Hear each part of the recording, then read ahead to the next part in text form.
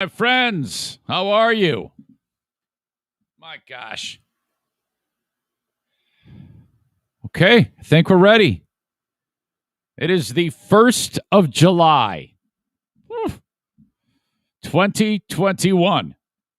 The Eric Zane Show podcast comes. Come on. You're 10 words in. How can you possibly be sounding like you're drunk already? It's the 1st of July, 2021. The show comes to you from the Baldwin Ace Hardware Fear Bunker Studio. The Eric Zane Show podcast begins now. This is Alabama Linda, otherwise known as Candy Crush Linda. And since I only back winners, I listen to the Eric Zane Show podcast. Yes. Wait, how many times has he been fired? Shut up. Anyway, here he is, Eric Zane.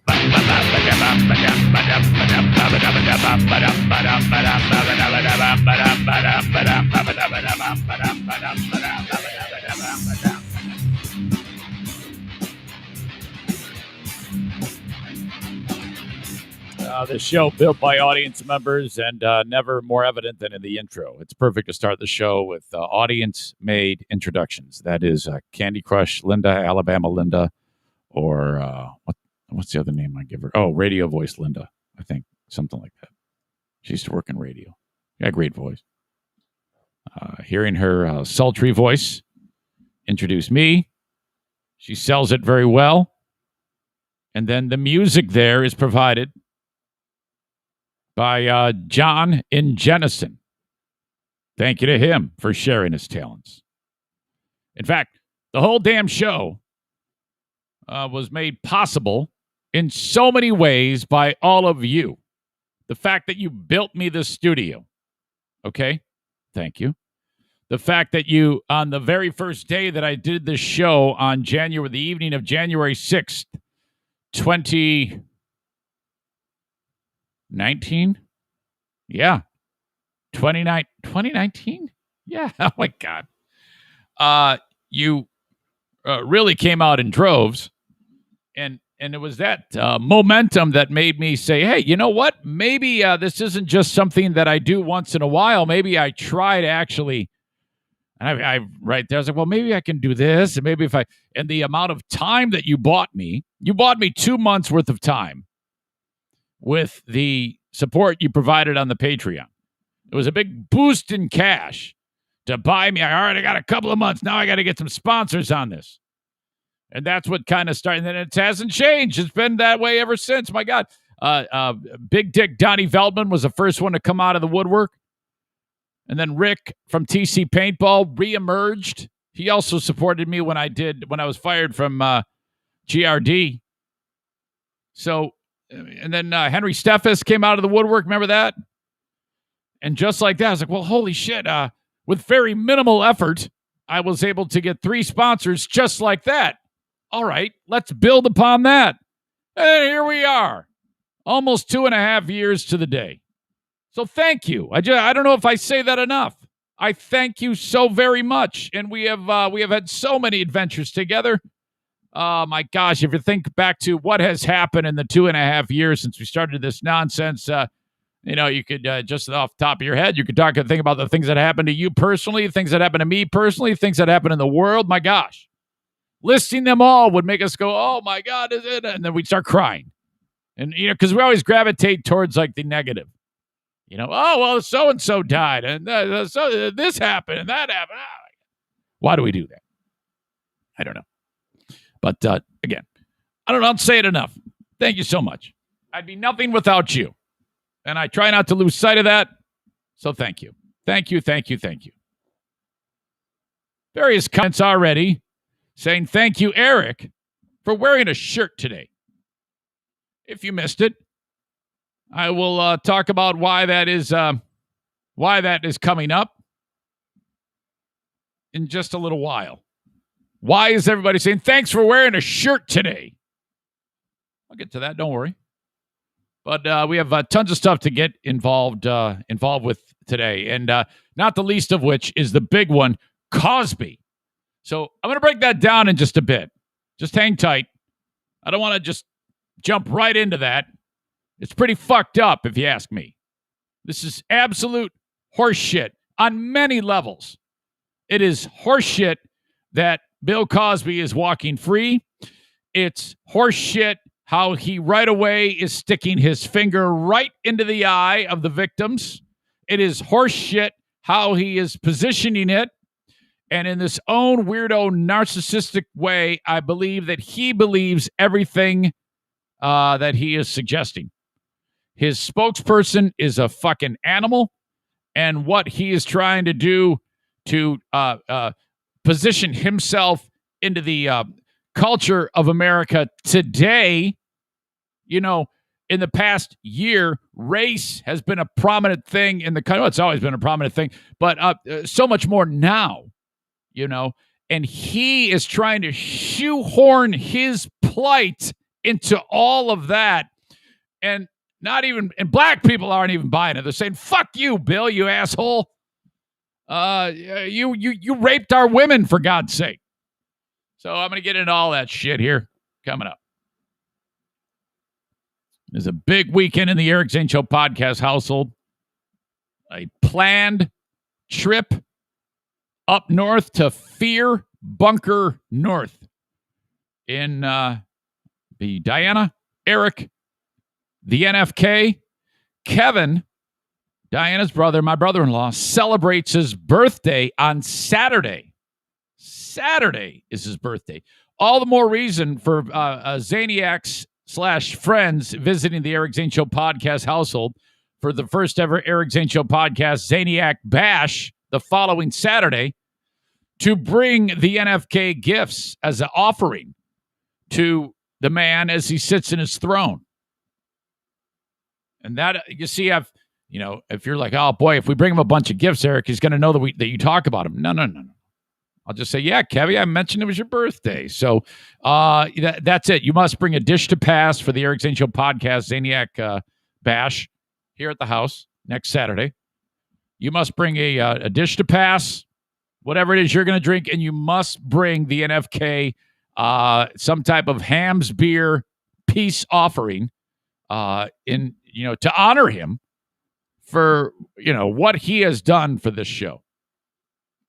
And what I mean by that is the nature of the NFK dominating this show's landscape in storytelling. What he has become, he has no idea about the lore in this show now. I mean, he had lore in this show before he moved here with his giant hernia where his nutsack stuck out like he had an enormous grapefruit in his pants. He refused to get it repaired. And I go, Kevin, your ball is sticking out through your pants. Do you recall that story I used to tell on the radio? Dummy injured himself and had an inguinal hernia, which means your small intestine goes through a small opening in your lower pelvis through what's known as your inguinal canal, okay? And your small intestine actually occupies the space of your scrotum. And it kept getting worse. More and more of his small intestine would occupy space. And so it's growing. Now, it can't kill you. Well, I guess technically it could if something went wrong. But he refused to get it repaired. And so his ball sack was like a pregnant lady's. I am not making this up. And so he refused to go to the doctor. This is why it's just such a good thing that my wife's brother lives here now, because we don't let him get away with that shit. We get his ass to the doctor. So it's, and I'm not kidding you. Imagine the biggest grapefruit, maybe even a small honeydew melon in your pants. That's what it looked like. And you're like, I mean, this is the type of shit you see on the cover of Weekly World News, man. It was bad. And so there was a time years ago when they moved here. We got them to move here. And we convinced them. We convinced Kevin. When I say they, I mean Kevin and his brother David, who passed 1 year ago this month. So, Kevin, you got to get that fixed, dude. Your ball, it's horrible. This is bad. This is not good for you. Finally got him to the doc. and they repaired it. So, it gives you an idea of what I'm dealing with here. And then, years later, he's living here. He reveals to his sister that his ball sack is affected by this. I mean, what a conversation to have. He's sitting there watching Family Feud, and then I don't know how it happened. It's not far from what I'm telling you right now. The idea that he would share with his sister that his ball sack is like, okay, picture if you're at one of those hot air balloon festivals, and one of them deflates and goes crashing, the gondola goes crashing to the ground, how you'd see, the as behind the gondola as it falls, the fabric of the balloon deflated. That's tip that upside down. That's what his ball sack looks like. He described that in great detail to his sister. So I don't know what the hell is going on with that. Well, anyway, it's his birthday Saturday. We will celebrate it up north.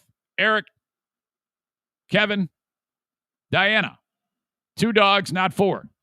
So we go up north to hang out with my dad. I got to bring my dad his money. How hilarious was that yesterday on Dear Meathead when we started the Dear Meathead segment about, Dad, I'm going to give you the money. Sorry, I sold the chainsaw. I did not give you the money. I keep forgetting to give it to you, all that thing. And then a similarly worded scenario on question form to Dear Meathead. Joanne immediately understands what's happening because she's sharp as hell, starts cracking up as my dad is like, yeah, if someone sells something, you should give them the money that is this. And he had no idea. It's just, even if he didn't have dementia, he had no idea that we're talking about him and me. Even if he didn't have dementia, he would have never have gotten that. That is so him. That is what makes him special. My God, was that a highlight moment. So fantastic. All right. Okay.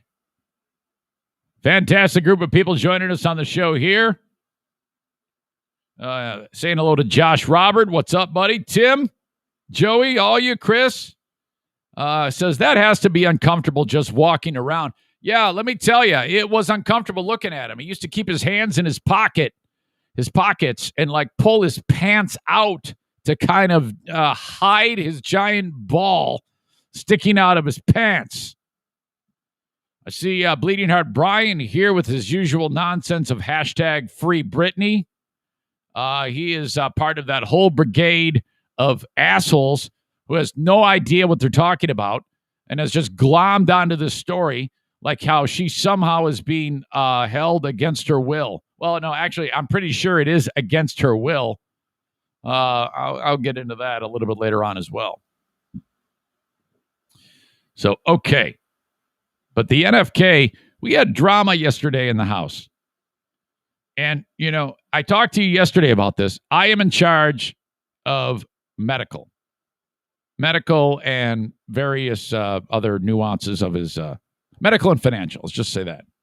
That's one thing that I am he comes to me. I've been kind of delegated that job. And so it's amazing. It is absolutely amazing how the simplest thing, if it gets out of my hands, out of my expertise of the Eric Zane Show, that this is the NFK. I am the conservator of NFK. Just like Brittany has a conservator, I am a conservator too, except he wants me to be his conservator. Okay. The idea that he has this medicine he has to take, carbamazepine, and it's for seizures. He has to have it. If he doesn't have it, he has seizures. And so I talked to you about how he burned through his prescription because he doesn't take the prescription the way he's supposed to, but the doctor doesn't give a shit because the doctor said, well, it ain't broke. I'm not going to fix it. So he burned through the prescription. He needs a new prescription. I get told with 5 days left with medicine, 5 days of medicine left. Hey, I'm running out. I'm like, well, wait, what? Okay. Holy shit. Call the pharmacist. Pharmacist, no, we can't fill it. Can't fill it till August. Like, holy shit, we got to get on this. So right away, I spring into action. I call the doctor. I talk to the nurse. I get approval from the doctor. I put in a request for a refill. Okay. And then they say, if you don't hear from us, everything's good. Everything should be fine. We get a note from the pharmacist says, yep, come get the medicine. Now, here's where it gets wonky. Diana takes him there, and they get the prescription. And then okay, she kind of says in passing, they gave him enough. This is what she told me. They gave, hold on a second. I should bring her in on this because this is a perfect example of how if things get out of my hands, they get screwed up. And I don't know why that is. I didn't beat her up about it yesterday, so I'm not going to beat her up now, don't worry. But this is going to come as a bit of a surprise. By the way, I love having her home in the summer. Because, I can't really get a hold of her during the school year because she's doing her school thing. Hello. Hi, honey. How are you? I'm good. How are you? Really good. What you doing there? You building a house? No, I just set my coffee cup down. Oh. Are you excited about our big trip up north? I am. I am too. Yes. We're going to celebrate Kevin's birthday. He's going to be so happy with that. I know. I don't think he will have had a birthday celebration like this in years. I don't think he has. I mean, because I know it. With Davey, it might have just become like just another day. Exactly. We're going to have a blowout. Can we buy him a Grayling hooker? A what? A Grayling, Michigan hooker. I don't think that's a good idea. Can you imagine that if we bought him a Grayling, Michigan, like one of those crack whores at the truck stop? That would be bad. I was just, are you just with a yes or no answer and not on speaker? Are you within earshot? Uh-huh. Yeah. You might want to get out of earshot. I gotta get my coffee. Hang on. Oh. Sometimes it hurts to get up. So everybody wants to know how your shoulder's doing these days. Slow but sure. Okay. Still hurts, but. Hey, Stevie needs to come over, I see. Stevie, I think she's going to come see us on Saturday. She's got the blues. Oh, yeah, because of her puppy? Yeah, so she is first in line. O'Neill and her. You know what? She should take O'Neill home for a few days. I don't know if I could handle that, but that would be fun, wouldn't it? She would love that. Yeah, but she would be sad. Or I don't know how O'Neill would react. I don't think he's ever been away from us. That's true. Okay, well, she can just move in and sleep in the NFK's bed. I don't think so. Can you imagine if she comes over and the next thing you know, Kevin's sucking on her toes? It's serious. Okay, so have you wandered away? Yeah. I was just discussing with the audience when Kevin had that inguinal hernia in his small intestine occupied the space of his ball sack. Yeah. And then he just explained to you after moving in here at one point in the past 11 months, hey, Frank, how are you? That his ball sack is enormous now. Well, I think in comparison, just I don't know. I'm not thinking. Well, I'm just curious how it came up. I mean, why would you tell your sister about the size of your nutsack? Well, I don't remember the exact moment of how it developed, and that's what I was curious. But I know that a lot of really sensitive shit has flown out of his mouth, so it probably was you're watching Family Feud and eating ice cream, and he said, "Hey, guess what? My ball sack's huge." No, remember we were talking about how maybe if he sat down to pee, it wouldn't get all over the place. Okay, that's right. Because we were complaining that the urine goes all over when he pees. He complained about his penis size is small and that the sack has something to do with it. Yeah, okay. Exactly. All right. That's unbelievable that he would share that. Most people would not share the size of their penis with their sister. Well, that's why we call him No Filter Kevin. He says whatever the hell he wants. That's what makes him a legend. Yep.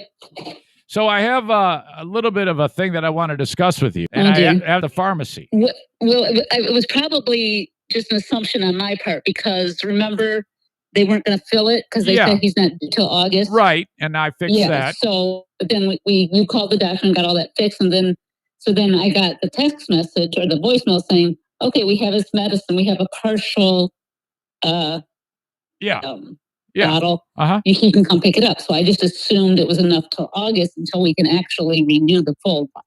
Okay, so it actually was just an assumption on my part that probably and they didn't and no one explained that to you, the fine points of that when you picked it up. No. Oh my God. No. Okay, so I just grabbed it, and it's in a little bag. It's not like I could see it. You know what I mean? No, and no one actually made it clear what really was happening. No. Okay, well, they just go, here you go. Okay. So this is only 10% your fault, 90% their fault. Yeah. I would say maybe 20% your fault. Maybe. I mean, I should have said, okay, well, why is this a part? I could have said, well, why is this only a part? But I just assumed because of all the prior. Yeah. Maybe it's like 50% your fault. No, it's not, dickhead.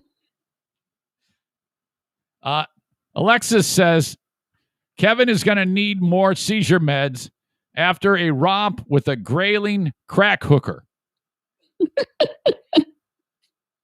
That is not going to happen. Okay. Well, I'm going to share the rest of the story with the audience as to how I had to rush in again and fix it, because I am in charge of all medical and logistic financial things. I am his, you know how like Britney Spears' dad is in charge of everything? He's the conservator. I am the conservator of your brother. Yeah. Okay. So like when how you said we got to get like a POA with him or whatever. I'm sorry? We go do that. Oh, a power of attorney. Yeah. Right. Just in case. So, like, I think you should be it and not me because you do everything for him. So does that mean I have to wipe his butthole if things go south? Probably. But you wouldn't even wipe mine when I was hurt. So I don't think that'll go over well. Well, if you have to, you have to. Whatever it takes for family. I may not like that. But sometimes the job has to be done. That's true. All right. Okay. Hey, remember when you were looking for your black Crocs? Yeah, where'd you find them? I found them. Where? They were in that gym bag that you take to the Y. Ah, did you find my headphones? No. All right. I don't think they're in here. I don't think they're in there. I know they're not in there. I know they're not in there. Oh, there's a key, though, to my car. Aha! Okay, good. Yes, set that aside. That's one of the many things I've lost in this household. Yeah. Okay. Okay, I love you. Okay, love you too. Bye. Okay, I'll get to the rest of the story in a second. There's a dude on the live stream watching on Facebook. His name is Frank Fuss. And, man, I just love that name. Fuss. Frank Jude Fuss. Why did my voice crack there? Okay, you will be hearing very soon a lot about Frank Jude Fuss, because beginning on July 12th, I will be giving you a thorough introduction as to what this guy is all about. He is my latest sponsor of the Eric Zane Show podcast. And you guys are going to love this guy on many levels. Okay? So, hello, Frank. I hope you're enjoying this. Frank, I sat down with him yesterday and we were talking about nuts and bolts, boring shit. And then he actually called the show up and watched a little bit of it. And he watched about 30 seconds of it. And he saw yesterday's podcast, the very beginning, when the tarantula farmer said, "Hey, the show's not on YouTube." And I said, "Well, yeah, it is. Why don't you solve your own stupid problems instead of just barking to me the second there's trouble?" And he goes, "I already like it. I love the show. I'm a fan forever." That was it. So welcome, Frank. Okay, so let me get to the bottom of this story before I start talking about the rapist on the loose, Bill Cosby. Which, by the way, I walked into Frank's office right with that news. I go, "Hey, did you hear the news? What? Bill Cosby's free to go." "Oh, okay." So the NFK, my wife's brother-in-law, is putting his shit together. to go on our trip. And I see him packing his stuff, and he grabs his pill bottle and he puts it in the bag. And that's when I say, "Oh, so you got your medicine, huh?" He goes, "Yeah, only 5 days worth." I go, "What?" And man, right away, you see, if he notices that I am concerned with something, he right away, his alarms start going off. And I go, "Wait, what do you mean you only have 5 days of medicine? I don't know anything about this." And Diana doesn't know at this point either because you just heard her talking. And he's like, "Yeah, we got the medicine yesterday. I opened it up. There's only 5 days worth of medicine in here. It's only good till it's got me till Monday, which is the 5th of July." And I go, "Well, that's weird. So I immediately have to track this down. Well, that's all it takes." And he's flapping his arms and he's like, "Well, they only gave me 5 days of medicine. Shit, fucking shit. Oh, shit, fucking hate, man." And he gets the pill bottle. He dumps all the medicine out. He's dividing 3 pills for this day, 3 pills. He goes, "Look, 3, 6, 9, 12, 15. That's only 5 days." And he's like, counting up. I go, "Yep, I got it. I see 5 days. He's giving me all these different illustrations of how 5 days work out. And he's like grabbing a calendar. See, this is for this day. This is for this day. He's got the calendar out. He's putting the pills on Thursday, pills on Friday. I go, "Yeah, I get it." I go, "You know what? Don't worry about it. I got this taken care of, man. I always take care of you. Do it. I always take care of you. You're right. Yeah, shit, fuck, yeah." Flapping his arms. You're going crazy, stomping around. Like, "Don't worry, dude. I can handle this." So I call up My Chart, which is the greatest app in the world. And you see, I swear to God, all the hospital industry is trying their hardest to get it so all people who work with hospitals, patients, clients, I guess, will use the app. All hospitals work with it. It's called My Chart. Okay. I have access to his chart. I can look at it whenever I want. So I go, "Okay, hang on. I'm going to check and the reason why the hospitals do this is because they don't want you to call. If you call any type of, you try to make a doctor's appointment and ask a question, you are put into voice prompt hell. It takes 30 minutes to get anything done. It's horrible. And they do that on purpose so that you'll stop calling and use the My Chart. Every other sentence is, "Get the My Chart app. Get it." It's like, oh, fuck. All right. I call up his My Chart. I click on it. And there's a note from his doctor. And it says, "I have refilled the NFK's prescription with 280 tablets. And I go, "Well, why the fuck did he only get 5 days worth of medicine?" So I call the pharmacy, and I've got that note from the doc in front of me. All the while, he's in the background, recounting the pills, laying them out on the calendar, flapping his arms like a jackass. And I'm like, "Dude, stop. Relax. I will not let you down."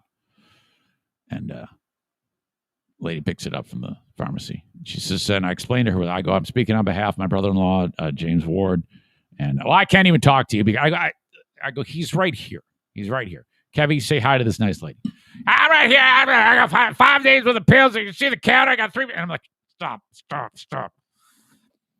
"Okay, so, sir, can you confirm your date of birth?" He confirms date of birth. "Okay. Do you give Eric here permission?" "Yes, he can talk to you." I go, "Yeah, so what's going on here?" I explain all this to her, and she goes, "Oh, it was no big deal. We just didn't have enough medicine in-house. And so we gave him a small supply to get him through the next few days. The medicine came in. The prescription is now full, and come get it." I go, "That's it?" So I thought it was the end of the world. He thought it was the end of the world. Nobody had any information because nobody gave us any information. Diana just assumed, which is her fault. So this is 95% Diana's fault. Totally kidding. I can't even get behind that. It's fine, though. But the level of drama with Diana's brother, oh, my God, it's like a heart-stopping thrill ride when this happens. And he's like, he's so frustrated, and the hand gestures, and the level of visceral frustration on the man over something that is not really a big deal at all is off the charts. I mean, because he's stomping around the house, the pills are flying, the dogs are going crazy. It's just a shit show. And so you have to say, okay, take it easy, relax. Because you see, since he had that lobotomy, and he doesn't really have a dimmer switch, okay? It is a on-off button. And if something goes south, look out. You're going to get it. Whew. Okay. Happy birthday to the NFK Saturday. I'm so glad that you're all here getting the show with me right now. There are several ways you can check this show out. Facebook, for the live stream, the live element of the Eric Zane Show podcast, facebook.com/Eric Zane fan page. That is brought to you by Irvine's Auto Repair, Grand Rapids Hybrid, and EV. Please share it. Please like it. Don't be stingy with that. There are hundreds of people that watch the show each day. I usually get about 3 shares. Would it kill you to hit the share button? You have no idea how much that helps me. Because then all the people that you know see that you're watching this shit, and then they go, well, maybe I'll like this. Maybe that's the reason why you're not sharing it. I don't know. I'm just kidding. Ooh. Okay, I got to call Diana. I got to call her back. Something just happened downstairs, and she sent me a message. On behalf of those who are just tuning in, my wife's brother has a tendency to give the middle finger to inanimate objects, swear at them, and actually say horrible racial slurs to things like frozen food at Meijer. Not kidding about that. It's horrible. That is why we call him No Filter Kevin.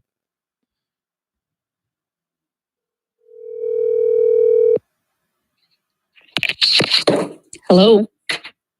Hi, honey. How are you? I'm good.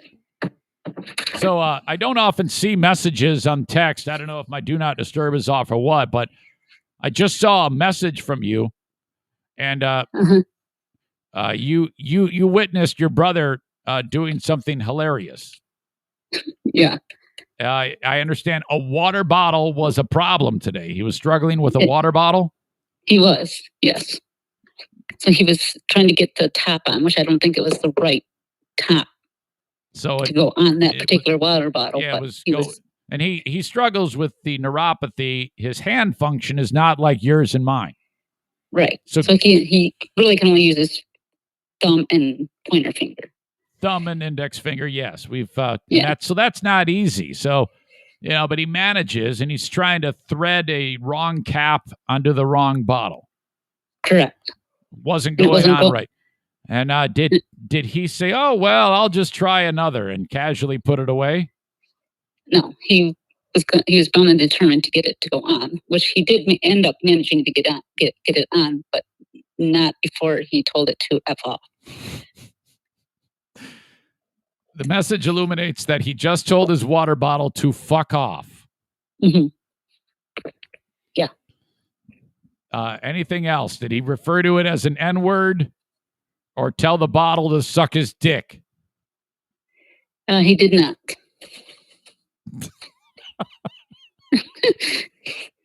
That was all he said. He told the water bottle to F off. Yes. Okay. And then he finally, so that, how would you, okay. Are you you're not within earshot of him, right? Right. Okay. So I was just describing to the audience the level of frustration and rage yesterday over the pill saga. Yeah, he gets worked up easy. How would you describe that level of agitation when it was very easily taken care of? One phone call, it was solved, and he acted like it was quite a big deal, right? Yeah. Yeah, he and like you try to explain it to him that we're taking care of it, or it'll be fine, or whatever, and he doesn't let you get a word in edgewise. Yeah, he kept telling us. Well, this and this and that, and even when it was okay, he still was all hyper about it. Yeah, well, I figured that's what it was. That's what happened when I was living, with Davey. I'm like, okay, relax. Yeah, I was describing your brother, as not having a dimmer switch. Mm-hmm. Oh my God, was that spectacular. Yeah. And it takes all your strength because you want to just tell him to shut up, but that's probably not a good idea. Right. I mean, we got to live with this guy. Yeah. And, and the elevator doesn't go all the way up. So. How much feces did you scrape out of pants this week? I'm not even going to discuss that. I got to go. Okay. Well, I love you very much. Okay. I love you too. So what time are we going to get out of here? Like 10? 10 a.m.? Are you crazy? Oh. Okay. This is what I have to do. I'll finish this podcast up, do the second do the Patreon podcast. I have to produce the Zane Asylum.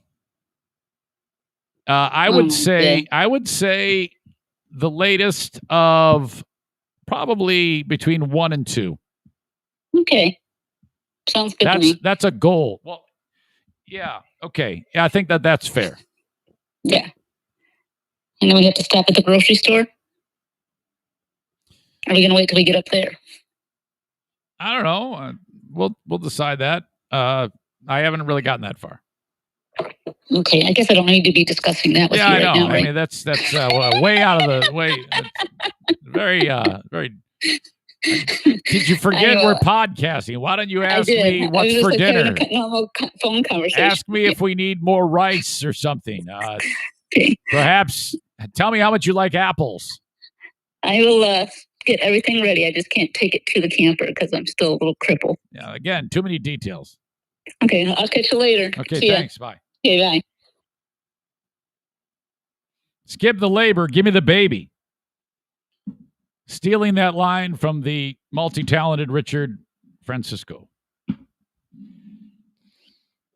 Tells a water bottle to fuck off. That is fantastic. Tyler says an 8.5 on the Mount St. Kevin scale. Mount St. NFK scale.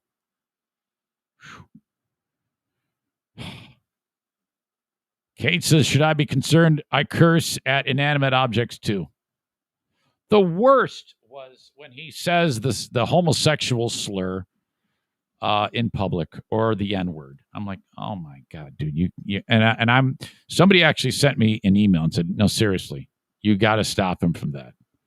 And I'm like, yeah, you're right. I should. The next time he refers to frozen Mugu Guy Pan at Meyer as the N-word or an ice cube as F rhymes with Baggett, I'm gonna have to say, dude, you know what? Let's call it a fuck face. Let's call it a dirty whore. Let's call it a see you next Tuesday even. But we got to stop referring to an ice cube as F rhymes with Baggett and frozen Mugu Guy Pan as the N-word. That flows out of your mouth too easily. That can get you shot in America today.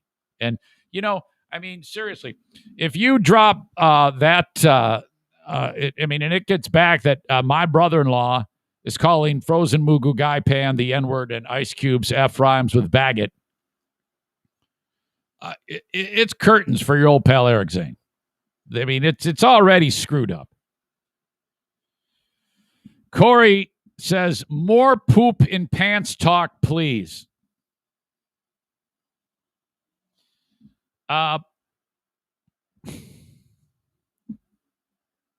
Okay, so I kind of revealed that. Diana, remember I told you that I would not share the story about the NFK? Well, enough time has passed. She found a completely intact turd in pants one day when she was doing the laundry. So this is, I've alluded to it before. He has been crapping his pants and just takes it and throws it on the floor of the laundry room. And it's like, what? Can't you at least take the pants and dump the shit into the toilet before you throw it into the fucking wash? Huh?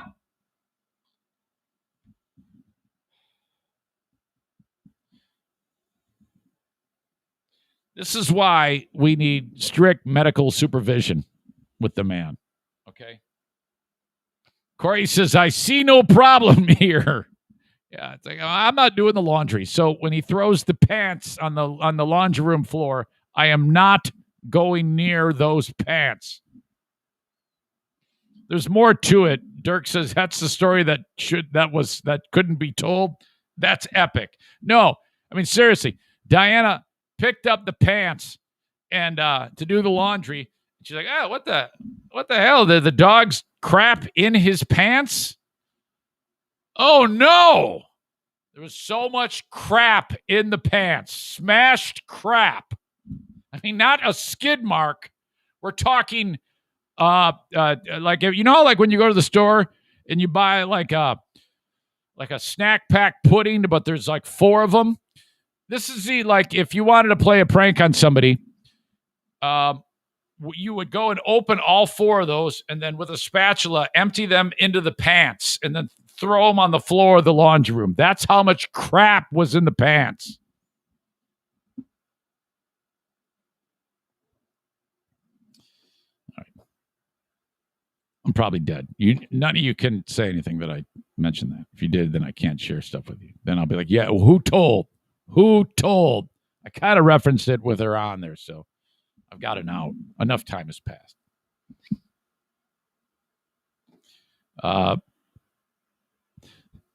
Dirk says he launched the Hams beer shit cannon in his pants and just dropped trow in the laundry room. Is that worse than an upper decker? Oh, yeah. Oh, yeah. And then just left it there. Yeah, here you go. It's not my problem. I mean, this is my life. This is, that's the equivalent of just taking off your pants and shitting on the floor and just leaving it there. I mean, the dogs have more respect for the property.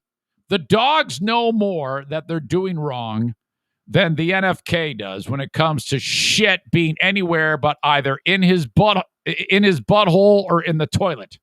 The dogs, at least, when they're taking a dump, they're looking around with that look on their face, like, oh, fuck, it's terrible. I'm really screwing up here. That guilty dog look, dog shaming.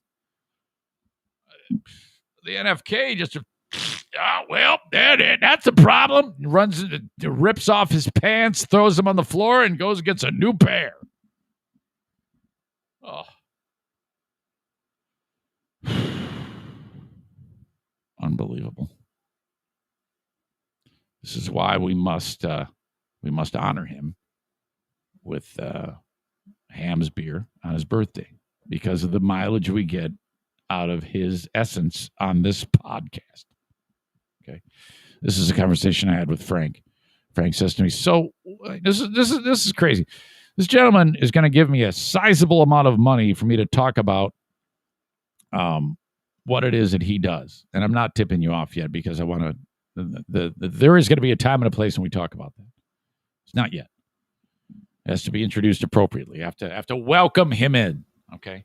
And if I start talking about it, then I'm going to screw everything up. And I haven't yet have a meeting with him about how to approach the creative side of this. But just know that you'll be hearing Frank's name a lot. And so Frank says to me, he goes, what do you talk about in your show? How does it go on? This is crazy. He's giving me a sizable amount of money, and he's not exactly sure how my show goes. And that's fine. It happens a lot. It's up to me to get people up to speed as to how the show works. I go, all right, well, first of all, watch it.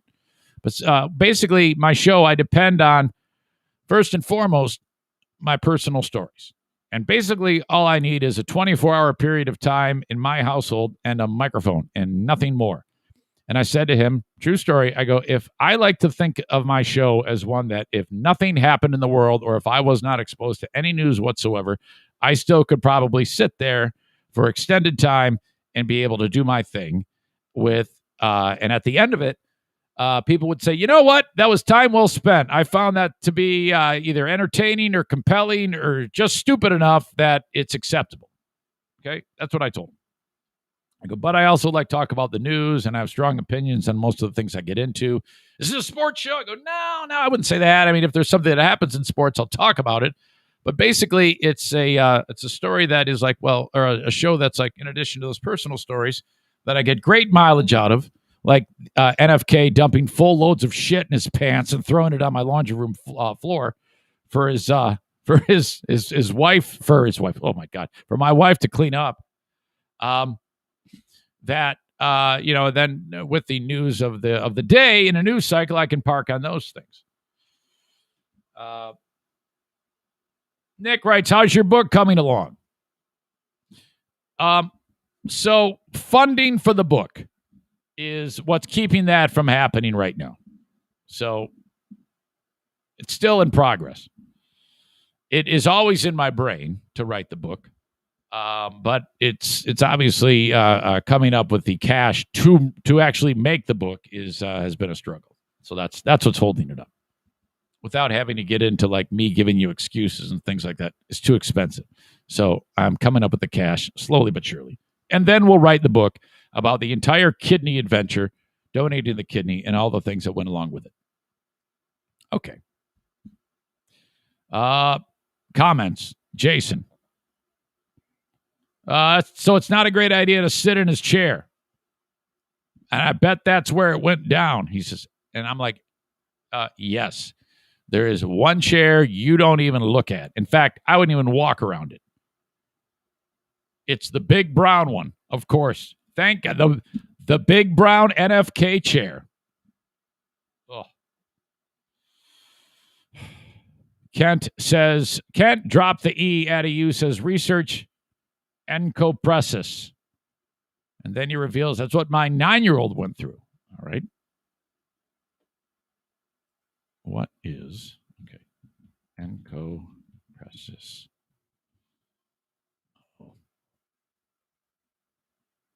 Sometimes called fecal incontinence or soiling, is the repeated passing of stool into clothes, usually involuntarily. Yeah, this might be voluntarily. It might be like, well, too lazy to get up. Typically, it happens when impacted stool collects in the colon. The colon becomes too full, and liquid stool leaks around the retained stool. Fuck, dude.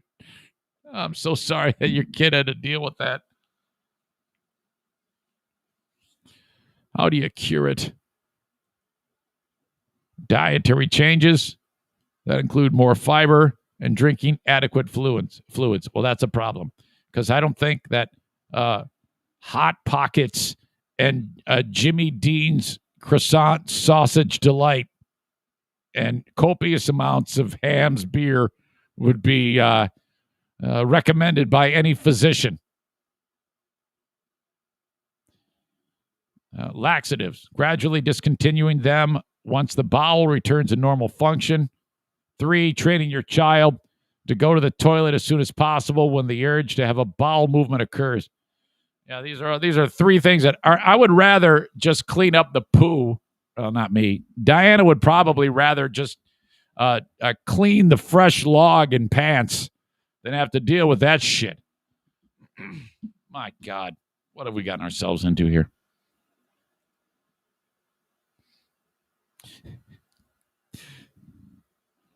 Jason writes, also getting up and going to the toilet will help.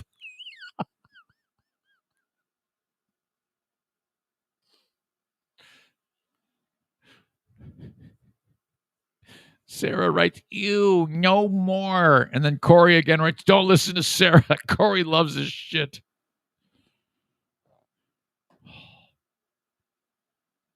Kenny adds the chair. Is it a natural brown or has he stained it that color? It's a natural brown. Kent has been able to work with the sweet child to take care of that. You see, now that sounds like a normal diagnosis and something that can be treated. But with this, I think this is more by choice. I don't think he has any type of issue. I think he just, whatever. Corey says, I can see him throwing shit at you like a chimp and telling you to fuck off.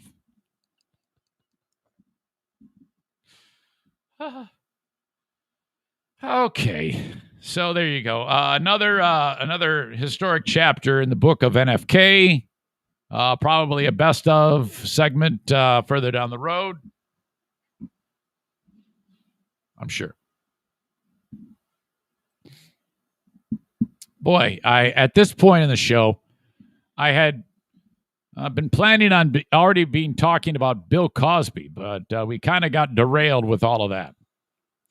Also, I started off talking about how to get the show. I talked about you can get it on Facebook. You can also get it on Twitter. It's a Periscope video. If you're watching on Twitter, would you please retweet it with a snarky comment about me? Now, get it off your chest. Let it all say something really mean and aggressive. Just retweet it. I don't give a shit what you say as long as you retweet it. That really helps me. See, some of you folks are like, yeah, I support Zane, and thank you. Your time is incredible. But this is a painless, no-cost thing you can do to help me. Some people are like, I can't afford the Patreon. I'm like, well, don't buy it. For God's sake, don't make me I'm not a charity. It's only if you can afford it and you want it. Or you can, some of you like, well, I don't have time to absorb all that content. Well, don't do it. Only do it if you have the time. Don't give me a handout, for God's sake.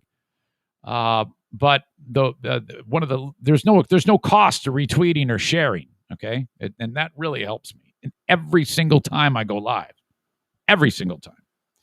So thank you. I'm also on YouTube. Frank Fuss will be sponsoring the YouTube channel. He has a business name. But again, I'm saving that. So Frank is going to be bringing you my YouTube channel. Eric Zane Show on YouTube. I'm telling you, Frank, it's going to be the best damn money you've ever spent. This audience loves my sponsors. They do so much for them. So thank you to the audience for that.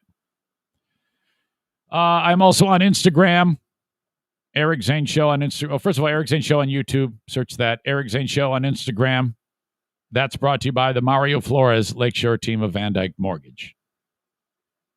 Last but not least, send me an email with any correspondence. That's private, if you tell me to keep it private, I will. But you can correspond with me on things on the show that you like, dislike, stories you have, any inside dirt about anything going on. I don't know what I mean by that. Like you have some type of inside dirt about things going on. That's just a stupid thing to say. Eric at ericzaneshow.com. Brought to you by Shoreliners Striping. That's a business in West Michigan that goes well beyond West Michigan to do three things. Stripe parking lots. They got the painting machine, the nice yellow lines. They can put anything you want into a parking lot. Sweeping the parking lot. Actually, you probably want to sweep the parking lot before you stripe it. And painting athletic fields. They do that. All at Shoreliners. That's one word. Shoreliners. It's actually, the whole thing is one word. It's a web address. Jesus. Shorelinersstriping.com.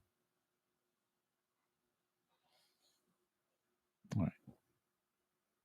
Let's see. Share screen. No, I don't want to do that. Cancel that. Invite guests. Who will I be inviting? Well, hang on right there.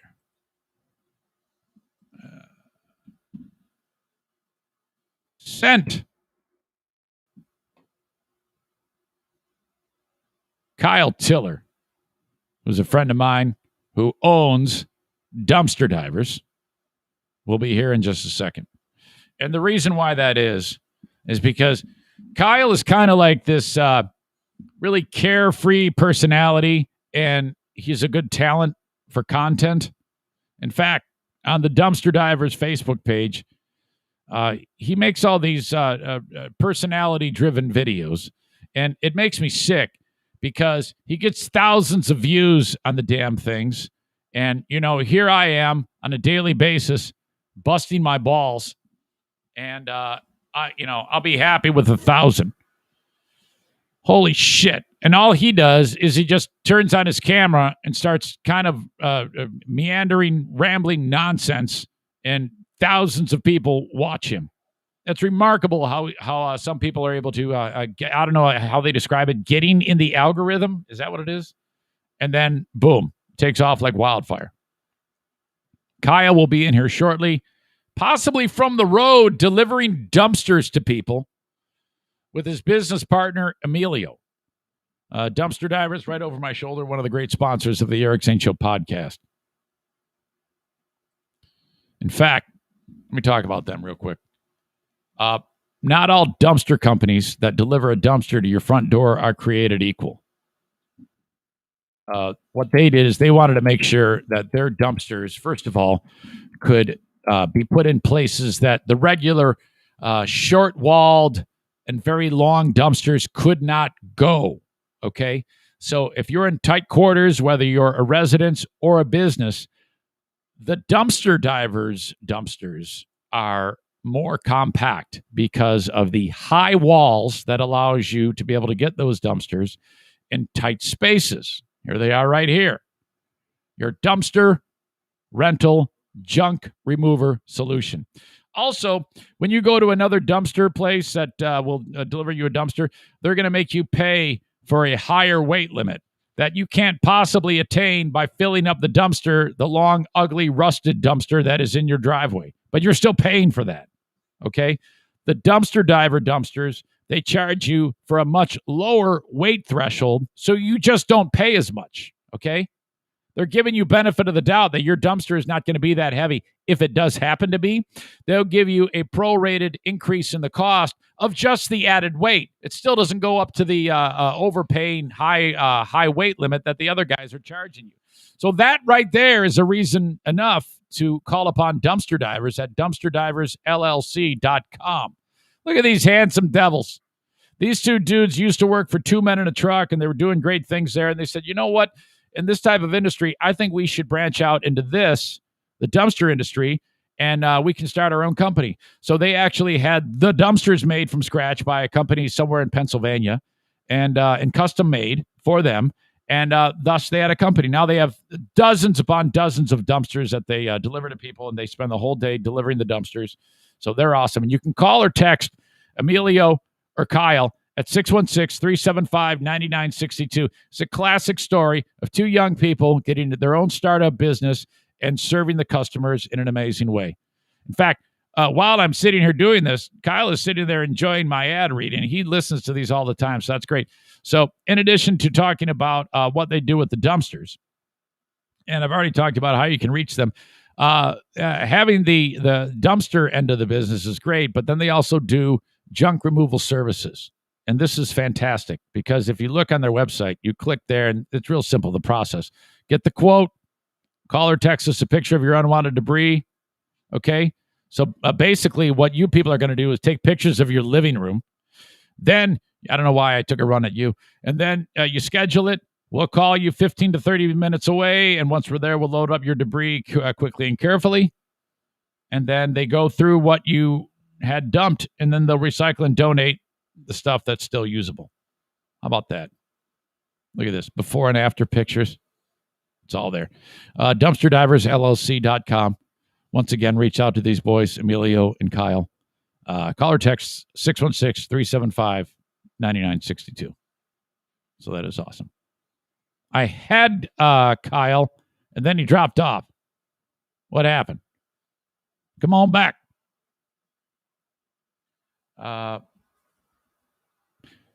Let's see. Mitchell says, I wish I wasn't so far from West Michigan. Need more sponsors in the Lansing area.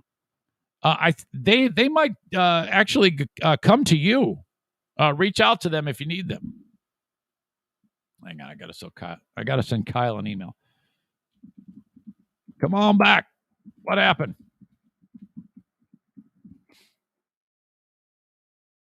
Get an internet issue. I've been there. Jason says, someone send a pic to them of the NFK's chair. Sarah says, I just retweeted this shit show. Thank you. Tyler writes, you could possibly have an entirely separate podcast 100% devoted to observing the NFK in his natural habitat. Ladies and gentlemen, I am welcoming in the one and only Kyle from Dumpster Divers. Kyle, welcome to the show. How are you, buddy? Good, man. How you doing, dude? Never better. Are you working from the office or at home today? I am just in the office like you couldn't imagine, man. So you were telling me about the growth of this company, that you've been able to make it so you have enough people helping you and Emilio that one can be in the office, one can be out in the field. Yeah, man, we're growing, dude. We just hired our first guy. We're gonna hire him like over a year ago, and then the old Cosby that hit us. So then times got a little slower, and so we didn't. But then we finally hired him. So now we got 3 of us, and we're just chilling, dude. The fact that I've pretty much been able to gather one consistent attitude with you, and that is what we're seeing right now. It's me, man. Yeah. Do you ever experience stress? Because you seem extremely relaxed. Yeah. I am. I'm like relaxed, like 99.5% of the time, and then like when I have to mow the lawn or clean anything at home, that's when I get stressed. So we've been together a period of time, just a handful of months. November, I called you to get the dumpster from you. A conversation in the driveway led to where we are now, and a lot has happened since then. You have a newborn with you in the household, correct? Yeah, he's awesome. We just brought him to his 4-month appointment yesterday. Now he was a preemie, so he was a month early. So I'm always trying to do like intense math calculations in my head to figure out what month he actually is. But he's huge. He's like super tall for even a regular baby, and so that's what I'm talking about, dude. Okay, so can you fill me in? And I've got a couple of things I want to run by you, and the reason why I'm tapping into you like this is because you seem like the type of guy who can talk about just about anything and pays attention to a lot of things going on in the world. Is that safe to say? It's super safe to say. It's like bank vault type safe. Okay, good. So first of all, I was talking with the audience. Also, I'm not stoned, but I do smoke. Oh, that's okay. National television. It's not national television. It's just a podcast. Just a podcast. If you do, that's quite all right. TV in my mind. Okay, thank you. And if you and I think what the vibe you're giving off with that is that of the kind of like the laid back stoner. So maybe that's what we're getting at here. Yeah, that's how I roll. I don't know. I think life's too short. People take themselves too seriously. So.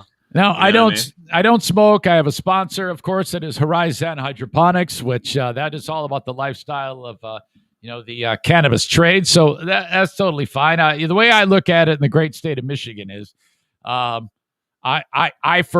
for me, I wouldn't, but I don't have a problem with anybody else doing that. Just like I don't have a problem with anybody if they want to have a beer or something like that. It's just not really my bag, but I don't have a problem with anybody else doing that. Right on. So I was looking at some of your videos, Kyle, and I was telling the audience that you kind of make me really annoyed because I work my ass off trying to get maybe 500 people to look at one of my videos, and all you do is throw the camera on, and there's thousands of people that are watching your videos, Kyle. Yeah, I don't know what happened, man. The real funny part about it is it's just a one and done. Like I don't record it like several times and then pick like the best one. I'm just like I don't got no time. I'm just gonna record it when I'm driving home, and what I record is that's what goes on. And yeah, I don't know. I think I talked about it last time. I was just like, advertising is not cool. It's not like what I thought it was. So I'm just gonna make my own field, and it's just gonna be me being an idiot in front of thousands. Have you actually had a person sign up to be a customer of Dumpster Divers because of your videos, I am now a customer? Oh man, more often than not, to be honest with you.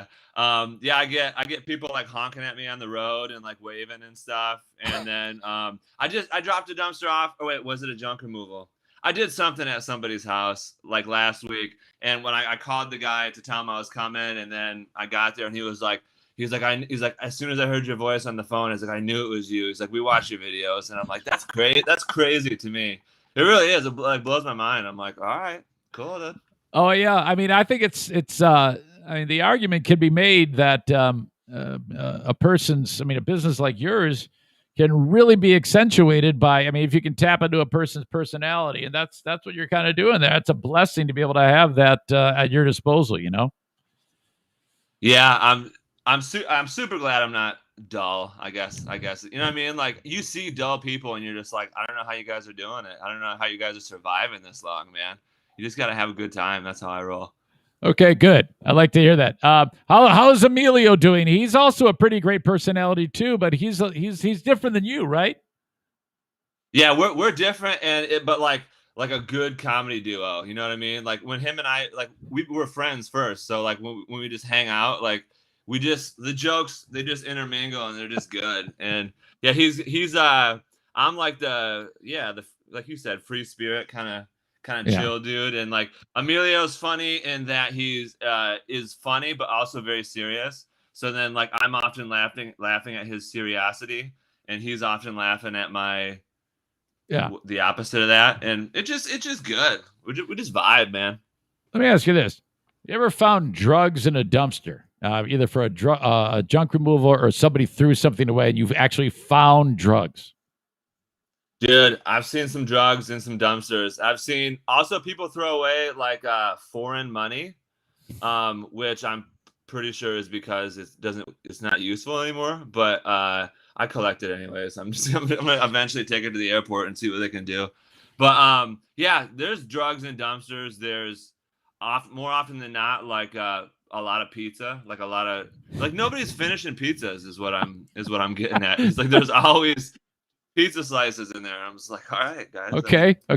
Can you? Is there anything that you could tell us that you? I mean, what's the strangest thing? What have you done with something you found? Have you ever smoked pot found in a dumpster? Have you ever eaten pizza found in a dumpster? I mean, take me through it. No, man. Once it goes in there, I mean, we do wash these things out pretty regularly, but like once it's in there, I'm like, no way, man. Like we wear gloves and stuff, so like I'll pick stuff up and like look at it, but no way, dude. It's gross in there. Like even if you wash it out, it's gross in there, man. And we have to like oftentimes there's a lot of people out there who want to get rid of their old like vegetable fryers, you know what I mean? Yeah. And then they just throw that puppy in there. I mean, with all the oil in there, and then it gets all over the bottom of the dumpster, and like you can't deliver it to somebody because it's just gonna sit in the sun and like cook. So yeah, I guess you'd say I'm scarred. I'm scarred by the dumpsters at this point. So what type of asshole throws oil into a dumpster like that and then just you clean it up? It's not my problem. That's bullshit. Dude, it is bullshit, but it's America, baby. Because that's just how it works. You know what I mean? Like if you're the customer, like. I know everyone's just like, fuck it, dude. Yeah, that's just how it goes. People are just like, fuck it. I get it. You know what I mean? Like, I get it, but yeah. Have you ever found sexual devices, dildos, fleshlight, inside of a dumpster? Seen them, dude. Seen them in there. Actually, the worst part you really find the freaky people in old storage units that they haven't paid for. So then they like the storage unit place wants to get rid of them. That's when you see the freaky people pop out, man. You see, like we saw, and I can't remember his name anyway, so that I'm not like revealing identities or anything. But we cleaned out an old storage unit at one point, and you could tell in the front part of it, it was some sort of pastor / priest / somebody who worked in the church. There's like like pews and Bibles and like all that types of stuff. Yeah. And we cleared that part out and got into the back, and I'm talking porn, baby. I'm talking magazines. It was crazy. I mean, There was like a lot of stuff back there. So that's when you find like the real America. Oh my God. That is, now I guess I didn't, I may not have been paying attention because I'm stupid. But did you say that he hired you, or did somebody hire you on his behalf, or was he dead? Yeah, the store basically like when the storage units don't want to, like when the people don't pay the storage units, then storage unit will pay us to clean it out, because only if it's junky though, you know what I mean? Because they can probably auction it off like on these TV shows. But if there's just junky stuff in there, then they just call us to get rid of it. Have you ever found cremated remains in a dumpster? Oh man, no. Well, at least as far as I know, I haven't. But I mean, it is possible. You know what I mean? Wow. Yeah, absolutely. Okay, so you haven't seen that yet. How long have you actually been in this business? So like hardcore in it since actually, wait, what is it today? July 1st? 2 years. It is. Actually, 2 years. today. Congratulations. That's weird. And here we are on your anniversary. Yeah, that's great. I didn't even think about that. Emilio should give me some money for this or something. That's how I feel about it. Were you guys in agreement when you started, or was one harder to convince to start the damn business? I don't know if I mentioned this last time, but Dumpster Divers was kind of born, like the idea, happened, I guess you'd say, back in the 2 Men in a Truck days. Okay. When you just go, yeah, and just not digging the bosses part of it. But me and Emilio, we would get hammered at Dave and Buster's on 28th Street down there by the Beltline in East Paris and stuff.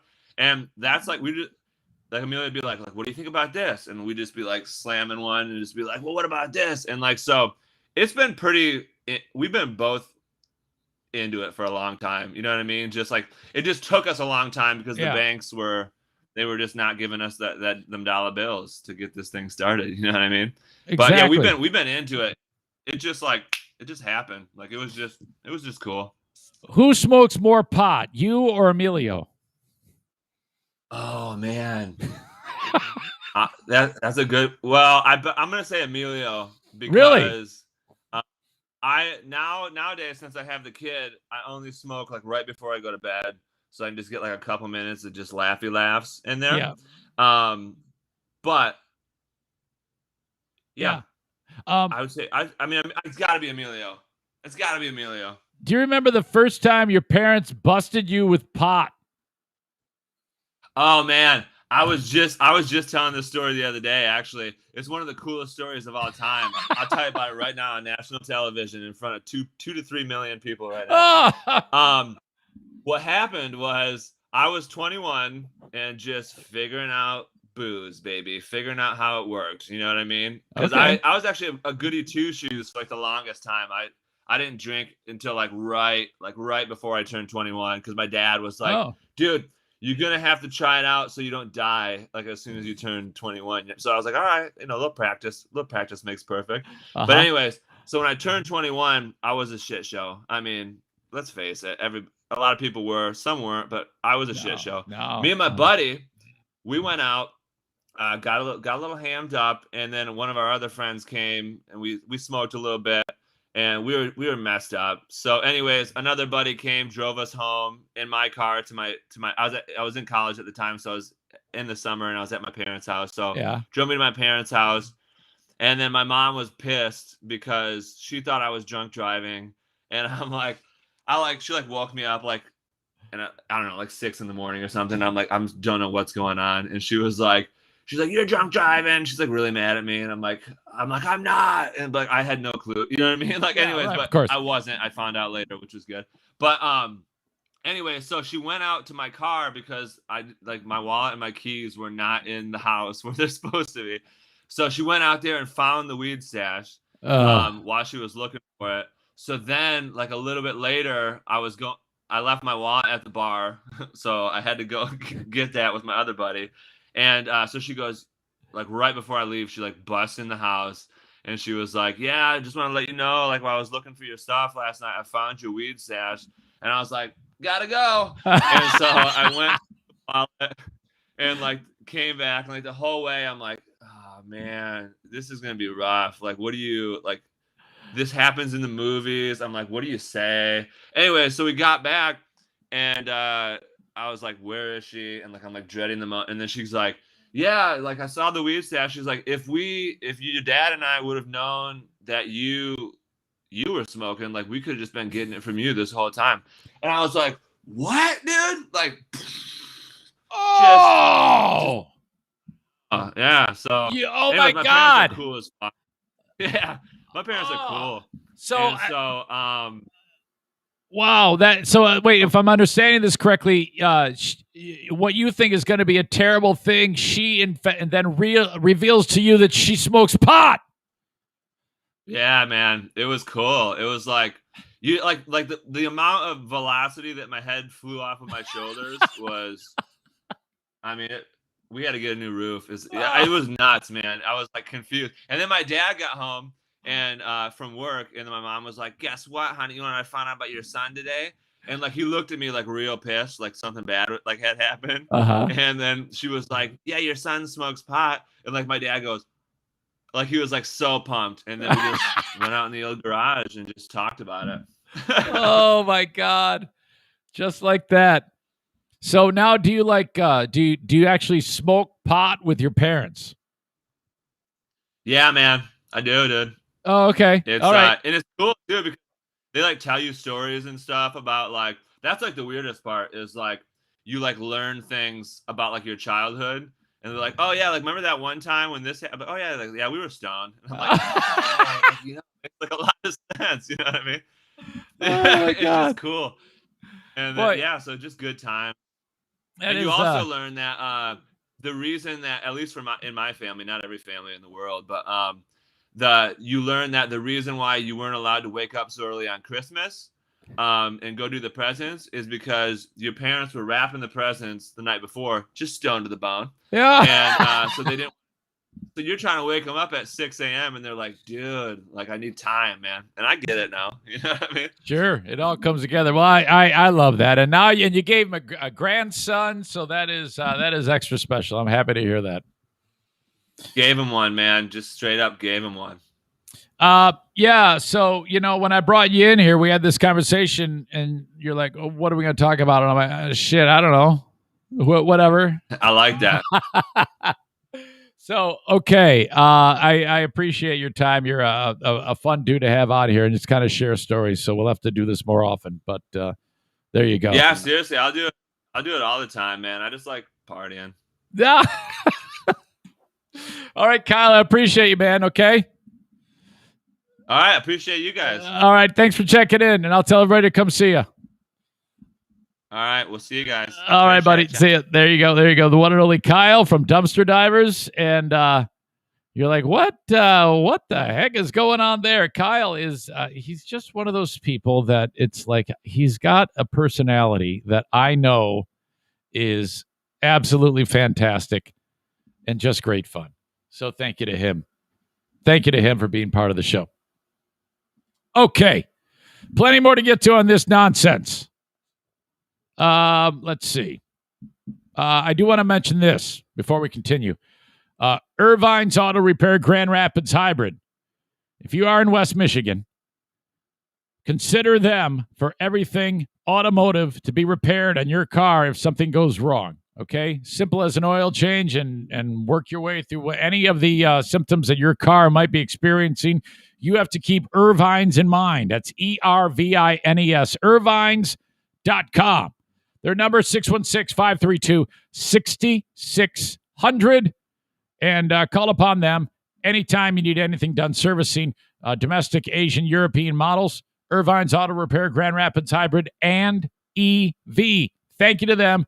Trusted repair facility for all of your automotive needs at Irvine's Auto Repair, Grand Rapids Hybrid. They are online at irvines.com, and that is an ERVINES spelling, not IR. ERVINES, excuse me, .com. Okay. Let's get into Cosby. Okay. So everybody and their mother sent me the story. Like, Zane, you won't believe this. Bill Cosby is now free to go. And this is what I'm understanding because not everybody explained this. How? How could this have happened? So this is the long and the short of it. In 2004,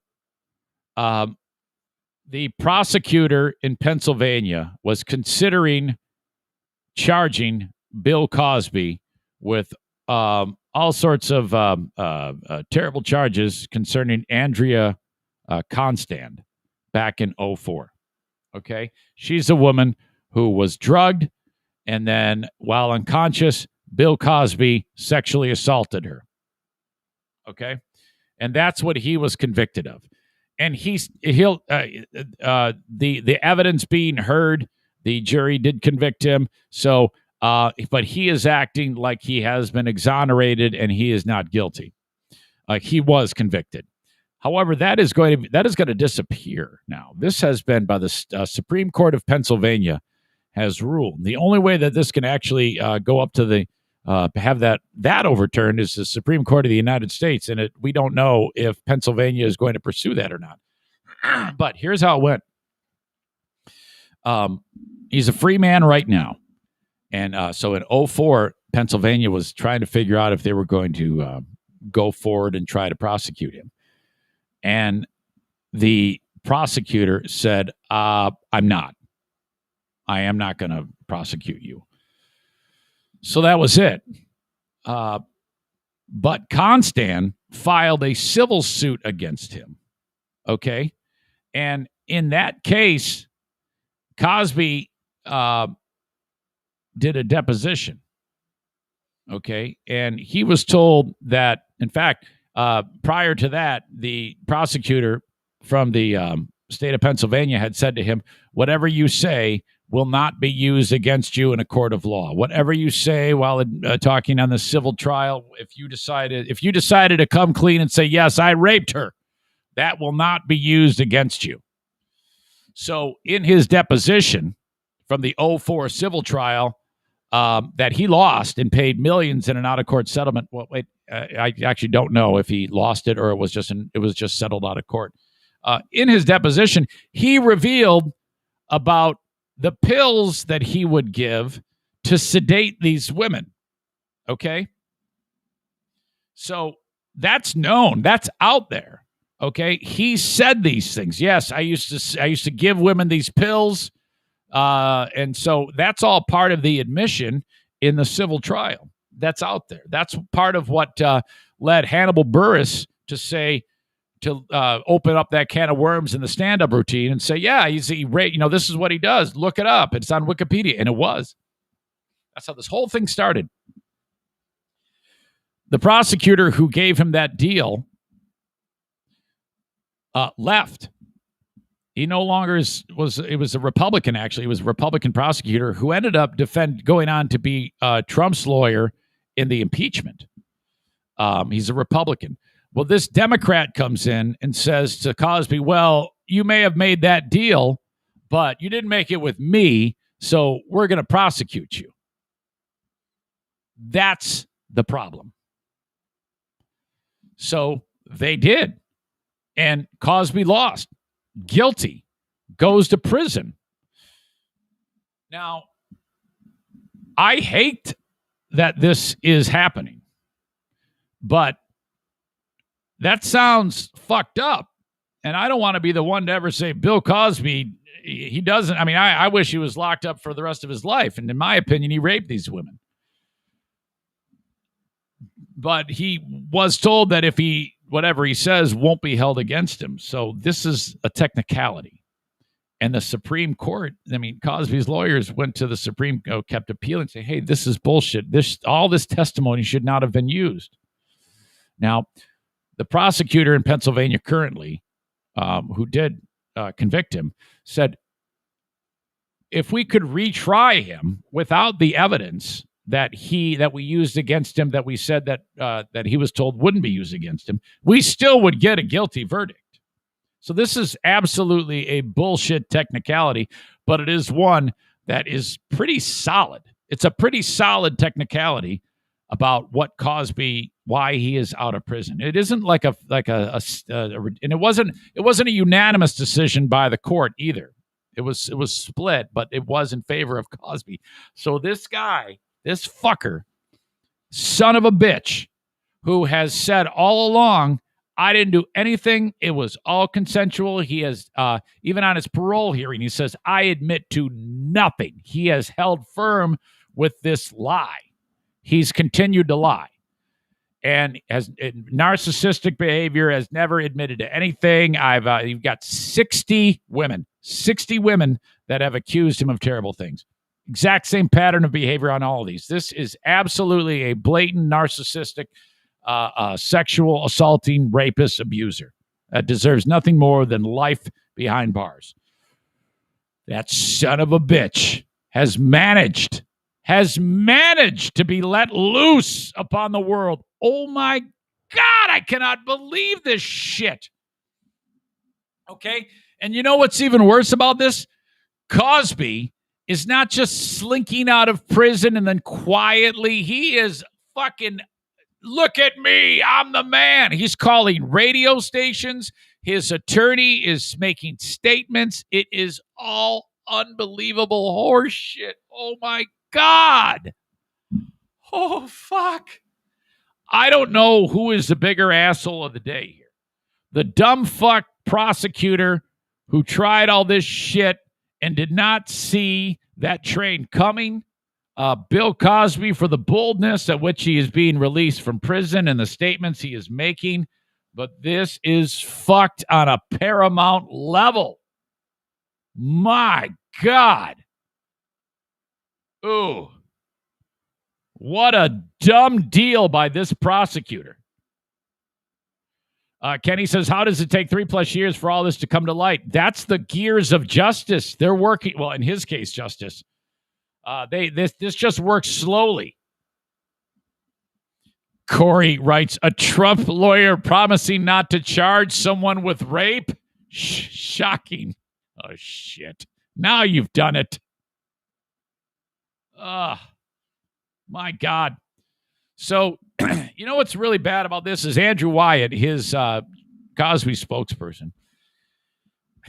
This was so fucked up. He says, upon the release of Bill, something to the effect of, this is a victory for the black man, or this is getting away from racial injustice. Bill Cosby raped white and black women.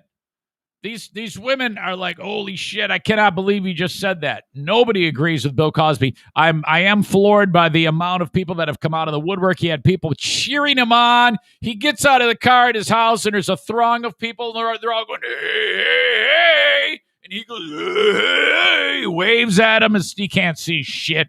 He ambles into his stupid house. I've got audio from this that we need to get into. First of all, NBC talked about it. Late today, Andrea Constant reacting to the decision, calling it not only disappointing, but of concern in that it may discourage those who seek justice for sexual assault in the criminal justice system from reporting or participating in the prosecution of the assailant. Her fellow accusers distraught. Janice Baker Kinney texted, she's angry, frustrated, sad, all the emotions, and sick to my stomach. Victoria Valentino said she didn't believe it when she first heard. I'm outraged. I'm infuriated. She's an accuser.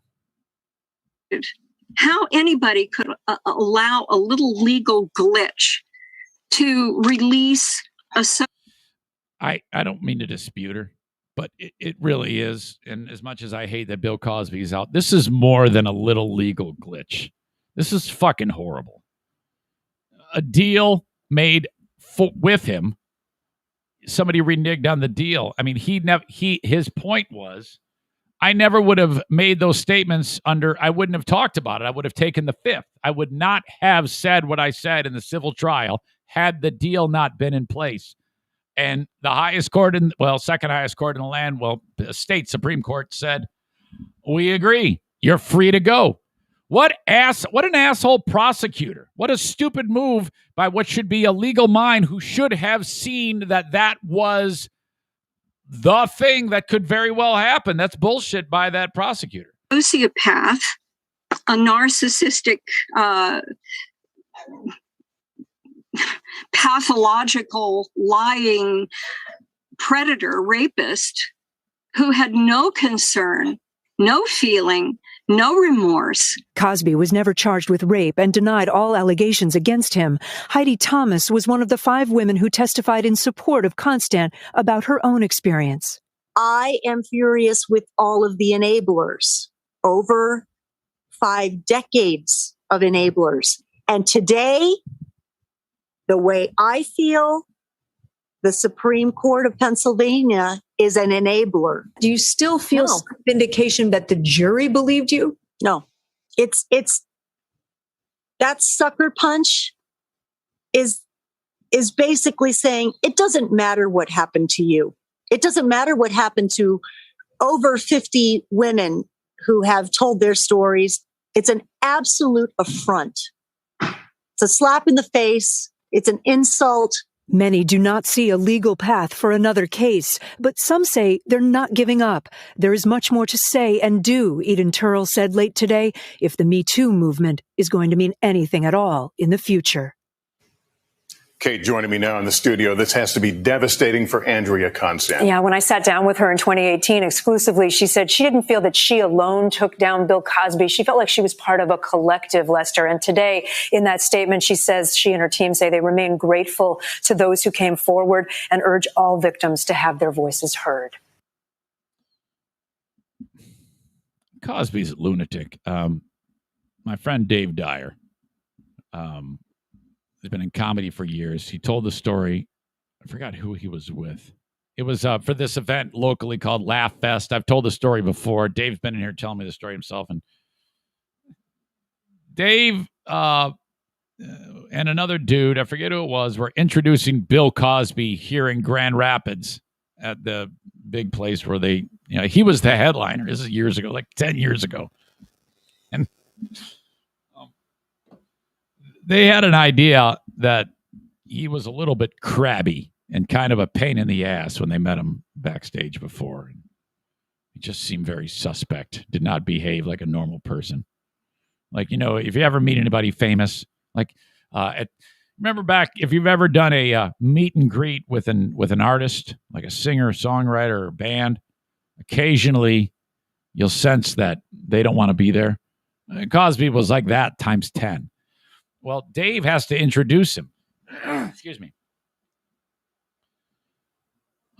So after it was weird in the green room backstage, they go up on the stage, and after he's already been rude to him, they introduce Bill Cosby, and Cosby comes walking out, and it's Cosby in the middle with Dave on one side, and I forget whoever on the left side. And he's like, "Come on with me, guys, come on." And they're like, "Oh, well, now he's being nice to us. Boy, this is maybe he's probably just doing this for the crowd, which is true." But they didn't expect this to happen. He actually spoke while people are on their feet clapping. This is before any type of nonsense happened. They're clapping for Bill, yeah, and he's going, and he goes, "Boys, you see what's in front of us? Do you see what's in front of us now?" And they're like, "Yeah, Mr. Cosby." And where are you going with this?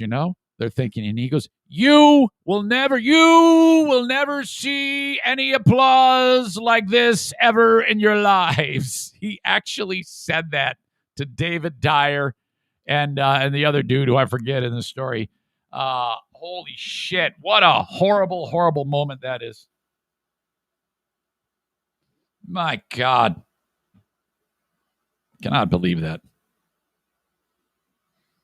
I wonder if Dave's around. I haven't talked to him in forever. David Dyer! Hello, David. Hey, it's Eric Zane. I'm podcasting. How are you? Good. How are you, Eric?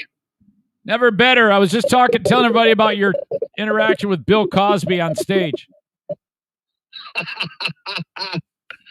Are you recording right now? Yeah, I am. I said that. I tipped you off.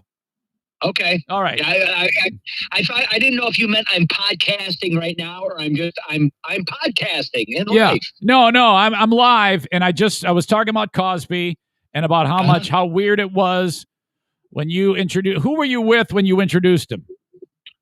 Tim Cusack. That's it, Tim. Okay, yep. Who's awesome, one of the sweetest people on the planet. He is. Yep. What I just. I'm sorry. Go ahead. Tim was devastated when that happened because I tried to forewarn him. I said, "Look, I've been in comedy for a long time. You talk to anybody about Cosby, they'll tell you he's an a-hole." But but Tim was still in the Cliff Huxtable mode. And so when he said that to us, did you tell people what he said to us? I got to the point where you were on stage, and I forgot the exact line he said about what you were seeing. We walked out and introduced him, and then we were walking off stage. He was coming on stage. He grabbed us and brought us back out on stage with him. There was no microphone, but obviously he was getting a standing ovation just for being alive and coming out there. People were going bananas. And he said to Tim and I, he said, "You see this?" He goes, "You two will never be this good."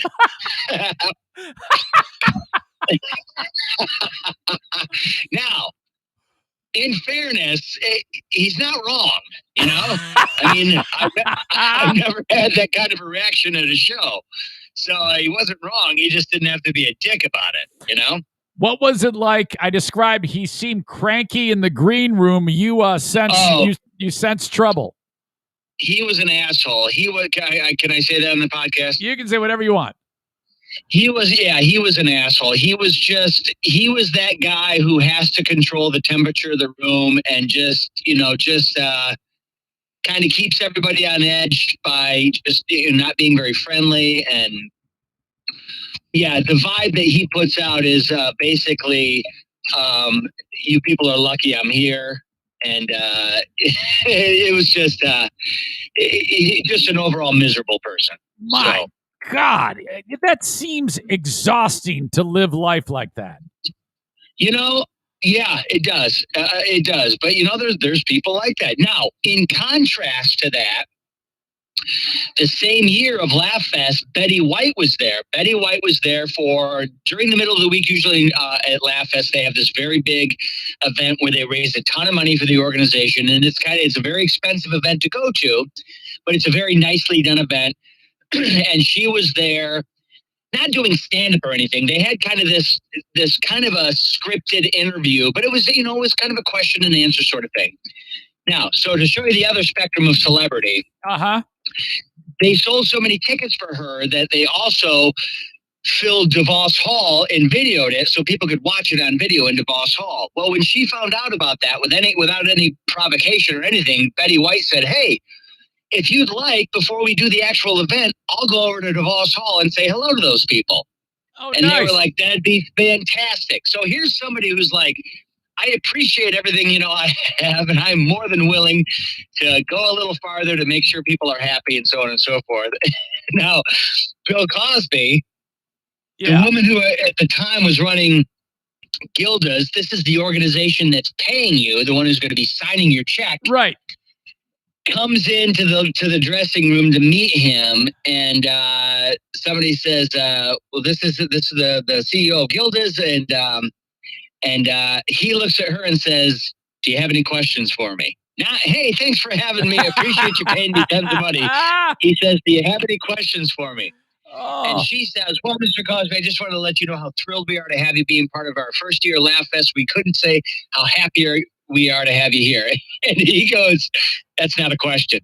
That's his response. Oh my God, what an just asshole. A complete dick. Oh my God.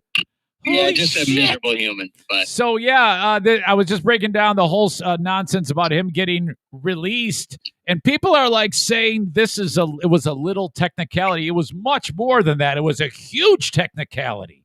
Because a humongous technicality. Well, yeah. I mean, he was told by the prosecutor from Pennsylvania at the time, whatever you say will not be used against you. I'm giving you a deal. And so that was it. Yeah, I'm still here. Can you hear me? Yeah, I can hear you. Okay. Yep. Yeah, they said we're giving you a deal. Say whatever you want in the civil trial and we won't hold it against you. He would never have said the things that he said in the civil trial. So then the next prosecutor used it against him. So I cannot believe they did not have the foresight, the prosecuting attorney, to think that was a bad move, Right. Well, listen, my apologies. I got to go in just a minute. But the one thing I'll say is that I've done stand-up for 28 years, and very early on, I mean, people have, not that, any specific accusations about this kind of thing were mentioned, but, people kind of alluded to the fact that this kind of stuff had gone on and that he maybe had paid people off and, hush money or whatever you want to call it.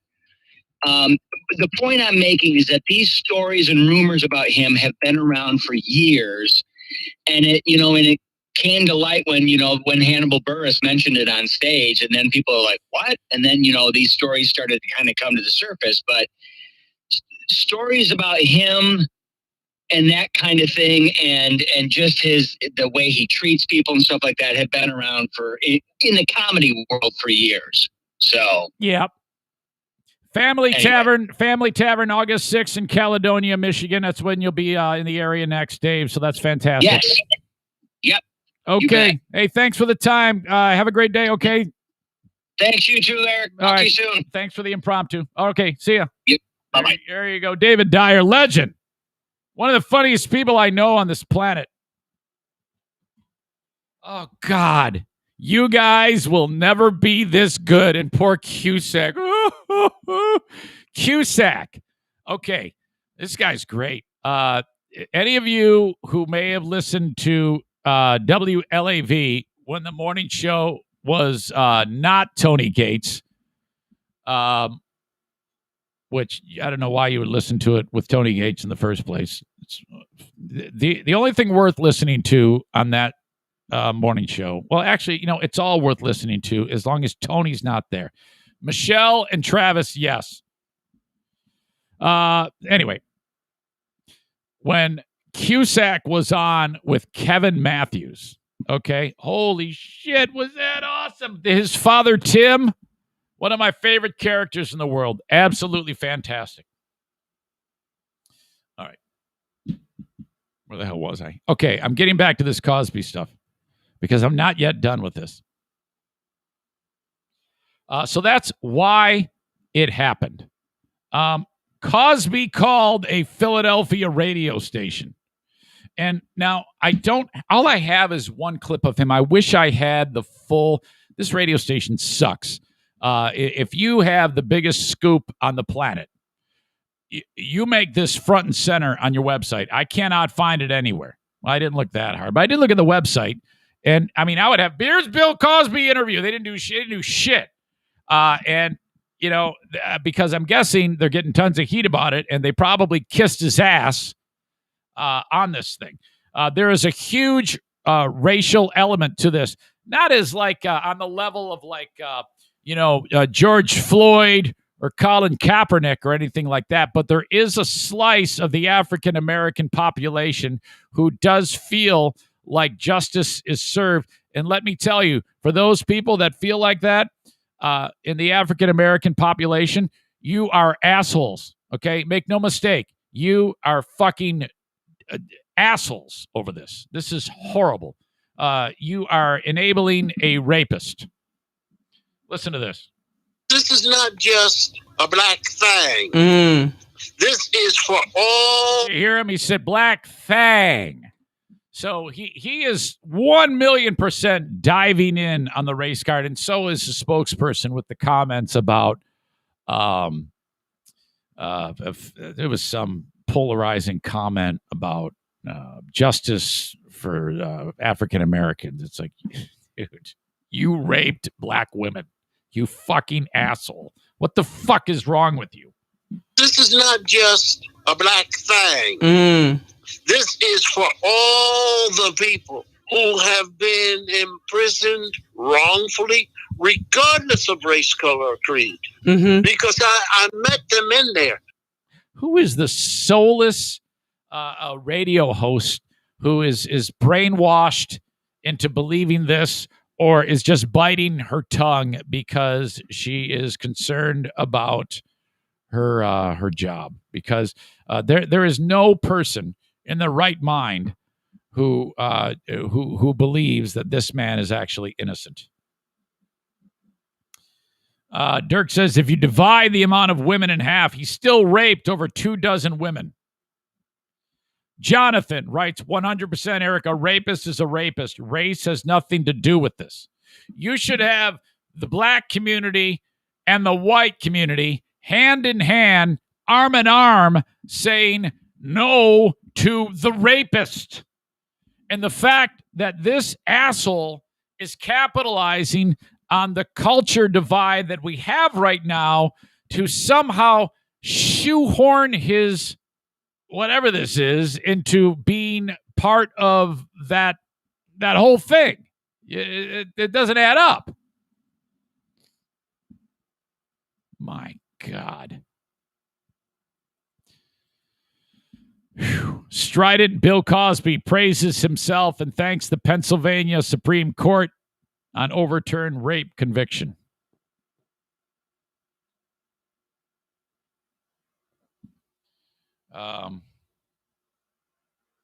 Let's see. I thought I had another clip that I wanted to play, and I don't have it. Cosby had nothing to say in front of the cameras just after he was released. The now freed and much accused actor or someone in his camp just took to social media to speak out. I have not changed my stance nor my story. That doesn't mean anything. That just means you've held on to the lie. People do that all the time. I have always maintained my innocence. Thank you to all my fans, supporters, and friends who stood by me through this ordeal. Special thanks to the Pennsylvania Supreme Court for upholding the rule of law, says Bill Cosby, standing with the black power fist over his head. If you're an African American, you're disgusted by this behavior.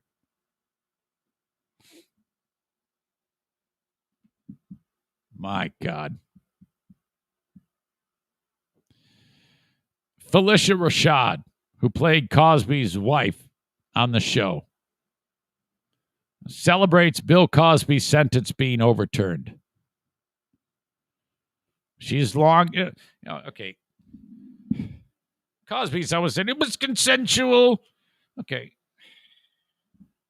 I don't know about you in the audience, but if I have a friend who I find out cheated on his wife with over 60 women, that's probably going to be a deal breaker on the friendship, because I'm guessing Felicia Rashad is friendly with Bill Cosby's wife. So, if I have a person that I know and I'm friends with him and his wife, and then I find out that the guy has been a chronic cheater, let's just focus on that. I'm probably going to say, hey, so-and-so, I really don't like that you, for decades, have been cheating on your wife and breaking her heart. I can't get behind you in anything further. I'm going to distance myself from you from this date forward. Who the fuck does this? She's never let up. She writes, finally, a terrible wrong is being righted. A miscarriage of justice is corrected. God. Following her first tweet, which was met with criticism by many, she shared another statement. She said, I fully support survivors of sexual assault coming forward. No, you don't. You can't have your cake and eat it too, Ms. Rashad. All you need to do is just say what you think. I would have more respect with you, or respect for you, if you simply said there are 60 women in cahoots trying to railroad Bill Cosby. They are all liars. I would have more respect for you if you just said that. But you cannot split this here and aside with sexual assault survivors and Bill Cosby. It just doesn't work. My post was in no way intended to be insensitive to their truth. Personally, I know from friends and family that such abuse has lifelong residual effects. My heartfelt wishes for healing. Boy, the boldness on display by people like Felicia Rashad, like Bill Cosby, like the spokesperson. Not only, let's face it, if this happened, let's say I raped 60 women and I got out of prison on a technicality like this, I would skulk away and just vanish. Okay. He comes out of prison and he's black fisting it, double barrel middle fingers. It's about time the black man won one. All that shit. That is fucking crazy. Oh my God. The nerve of this son of a bitch. Fuck. So people murdered her and let her have it. The drugs that Bill gave them. There is an article from back when the story about the trial of Cosby on trial for what he did to Andrea Constant. And it was right after he was found guilty. Headline reads, Bill Cosby has been found guilty. Here's what happens if you take the pills that he described as, quote, friends to help you relax. And there was some discussion in the trial about, did Bill Cosby give women Benadryl or Quaaludes? Now, they'll tell you it was Quaaludes. Because Benadryl, it was described that he gave 3 1/2 tablets of Benadryl. So that is 1.5 doses or 1.5 tablets. Okay. Now, I've taken Benadryl many times. Most recently when I was itching like crazy for that, what do you call it? Poison ivy. Why did I struggle with poison ivy? And it's, it doesn't make you like, I'm not like loopy. I wasn't like, oh God, I passed out and Diana sat on my face. There's nothing like that. Okay. So there's no fucking way he gave them Benadryl. I guess we don't know, but I'll just read this to you. This is, again, from back then. Shortly before Bill Cosby sexually assaulted Andrea Constant. She, by the way, sexually assaulted or rape. Why do they say he's never was charged with rape? Sexually assaulted. Did he have sex with her? Did he put something inside a finger or a wiener in a vagina? That's rape. Right? Anyway. Shortly before, he gave her 3 blue pills that he called friends to help you relax. To strengthen Constant's case, Cosby's prosecutors in the trial used information that he'd previously admitted about those pills and their role in a sexual encounter and their role in his sexual encounters. Cosby said in the earlier deposition, which is what we've been talking about this whole time, that's the deposition in the civil trial. He said they were Benadryl, but prosecutors in the sexual assault trial suggested there was reason to believe the drugs were something else, according to the Los Angeles Times report a year earlier.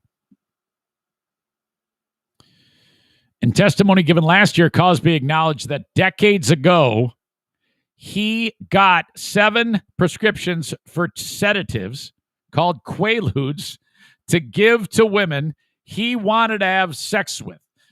Okay. Let me read that again to you. Let me read that to you, and then let's look at all of the other things that have happened.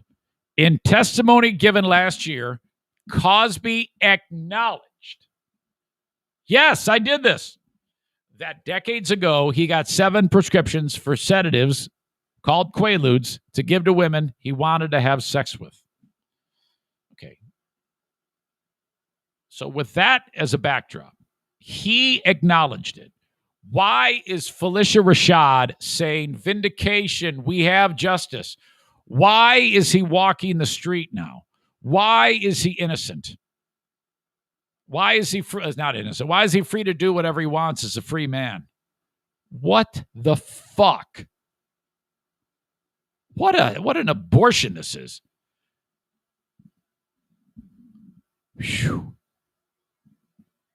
After Cosby gave Constant the pills at a suburban Philadelphia home in 2004, she said this is rough, he penetrated her with his fingers against her will. She felt so limp, according to her deposition, that she could not push him away or tell him to stop. When Constant called Cosby a year later to ask what the drugs he gave her were, she said he told her he didn't have the name on hand. That's a weird conversation. So hold on a minute here. So Constant admits to calling Cosby and says, hey, what were those drugs you gave me?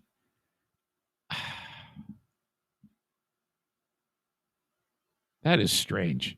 I think that's probably needs a little bit more investigation. I mean, who knows? In the court case, the question probably was asked in cross-examination. You just call him up and say, hey, remember that time you stuck your fingers in my vagina when I couldn't move? Hey, what did you give me again? Did that conversation take place? That's really odd. Her quote was, he said he'd write it down on a piece of paper and mail it to us and mail it to me. He said that he could not see right now the bottle that hey, I can't see. My eyes are bad. I can't see the drugs I gave you. If anything, that kind of lends to his story, the credibility of his story. His claim was, hey, it was consensual. I mean, honestly, if I stick my fingers in a woman against her will, and then she calls me up and after I drug her and says, hey, how you doing, Bill? Hey, not bad. How you doing, Andrea? Hey, man, remember that time you finger banged me? What was that drug you gave me that made me so loosey-goosey? What the fuck? This whole thing. In 2005, when Cosby provided police with some of the medication to show that he kept them on hand, the pills he handed over were pink. According to Montgomery County Police Officer James Reap, whose name is one letter away from James Rape, who investigated the case, he said on the stand that he, quote, found that to be odd. Quaaludes, on the hand, are more powerful sedatives that are now illegal. So in my mind, Cosby just said, oh, yeah, just give him Benadryl. It'll kind of throw him off the trail. So that's basically it about the drugs that were given. I mean, he said, oh, yeah, it's just Benadryl. But people are like, oh, no, it wasn't. It was something much more than that. I think the idea of him admitting to having those prescriptions is just incredible. Admitted he got 7 prescriptions for sedatives called Quaaludes to give to women that he wanted to have sex with. He acknowledged that. Oh. Holy cow. Wow, and here he is free. This is absolutely horrible. All right. And he can't be tried about this. There can't be a follow-up trial on it. The only thing that the prosecutor in Pennsylvania can do then is kind of run it up to the Supreme Court. Kate says, sounds legit to me with angry face. She's pissed.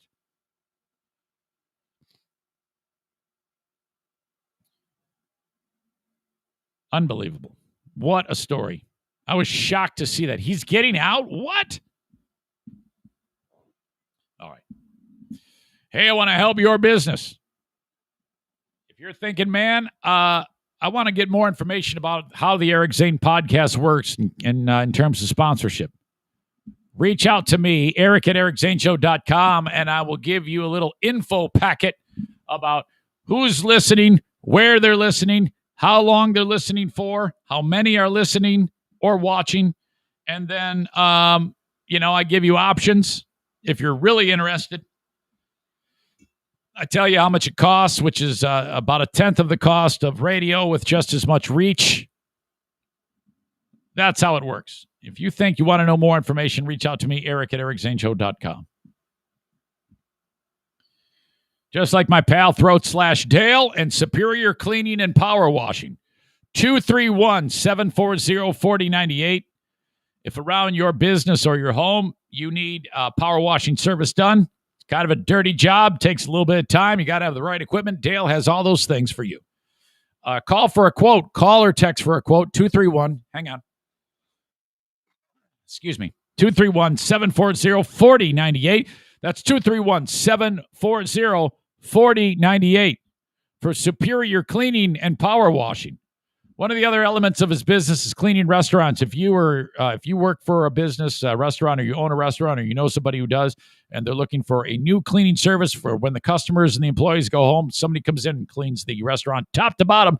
Superior Cleaning, that is the element of their business that does that. They have 2 things, cleaning restaurants and power washing. All there. Send a text or call Dale at 231-740-4098. The car dealer of choice on the Eric Zane Show podcast. Sarah Honda Granville. S as in Sam. ERRA. SarahHondaGranville.com. They are on Kennewa Avenue. Just right by 44th Street. Massive dealership. Brand new Hondas for sale. Also certified pre-owned and used cars. They got it all there. Brand new all the way down to the budget vehicles, depending on your budget. Whatever you need, you can shop online too. SarahHondaGranville.com. the car buying experience has changed for the consumer over the years because dealerships know that the person shopping, the customer, potential customer, is so much more informed these days. They are well aware that if you're looking for a whatever Honda vehicle that you're looking for, and they have one that is for sale that they may be interested in, they could probably find the same car online elsewhere for a cheaper price. So it behooves them to make the price that they have listed the lowest possible, because they know full well that with just a few clicks on a keyboard, they can find a cheaper price car. That's why the price you see is the lowest anywhere at Sarah Honda Granville. Okay? When you go in there, mention my name, as you should with all the sponsors. Whenever you get a chance to drop my name, because it helps me so much when you inform them that you heard about them on this show. Say hello to Thad or Cameron. Those are the two folks I talk with most over at Sarah Honda Granville. Say, yeah, I heard about you on the Eric Zane Show podcast. So if you're in the market for a car, even if you're just looking, please drop my name when you either visit in person or you shop online. Because when you shop online, you say, oh my God, I love this 2018 Accord. I need this.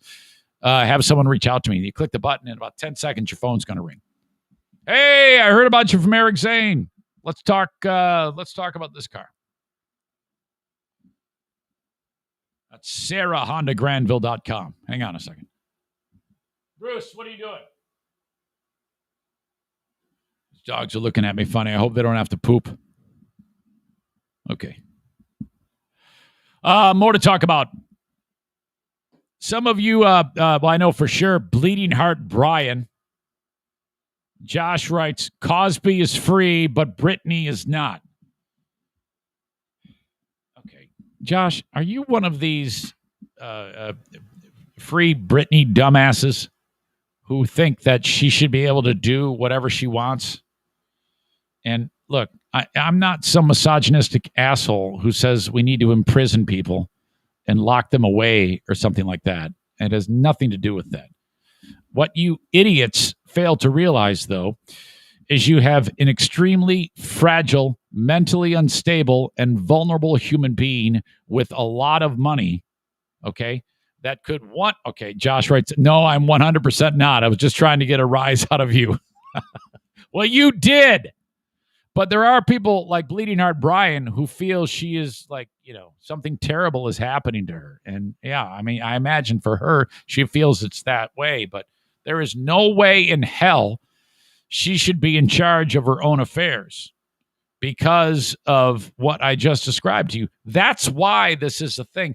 Don't think for a second that this is some grand conspiracy by her father and people trying to, for no reason whatsoever, other than just to be mean and make her a slave for some odd reason, that they are getting away with this. You realize there is an entire complex legal scenario here where some of the best and brightest minds and the judiciary world are taking a good hard look at this and saying, no, we agree with the conservator.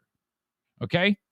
If I have a family member who is vulnerable, like let's say the NFK, and he gets even worse in his mental capacity, and he decides he wants to go live on his own, okay? He cannot take care of himself.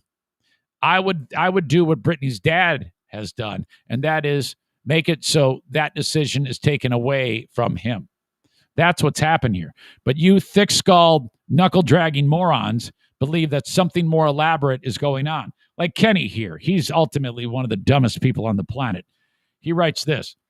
Britney is an adult who wants to have a child with her current BF. Again, you're absolutely uninformed.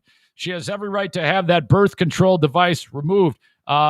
Stupid. Pay attention, okay? Stop writing and listen for once in your life, okay? The reason why this is in place is to keep her safe, okay?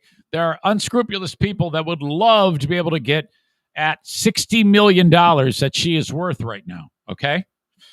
So with that in mind, you don't know who to trust. To keep her safe, the I almost said IED, the improvised explosive device, the IUD is in place to keep her from getting pregnant. That's why that is there. There's also the notion that her father is imprisoning her and is taking.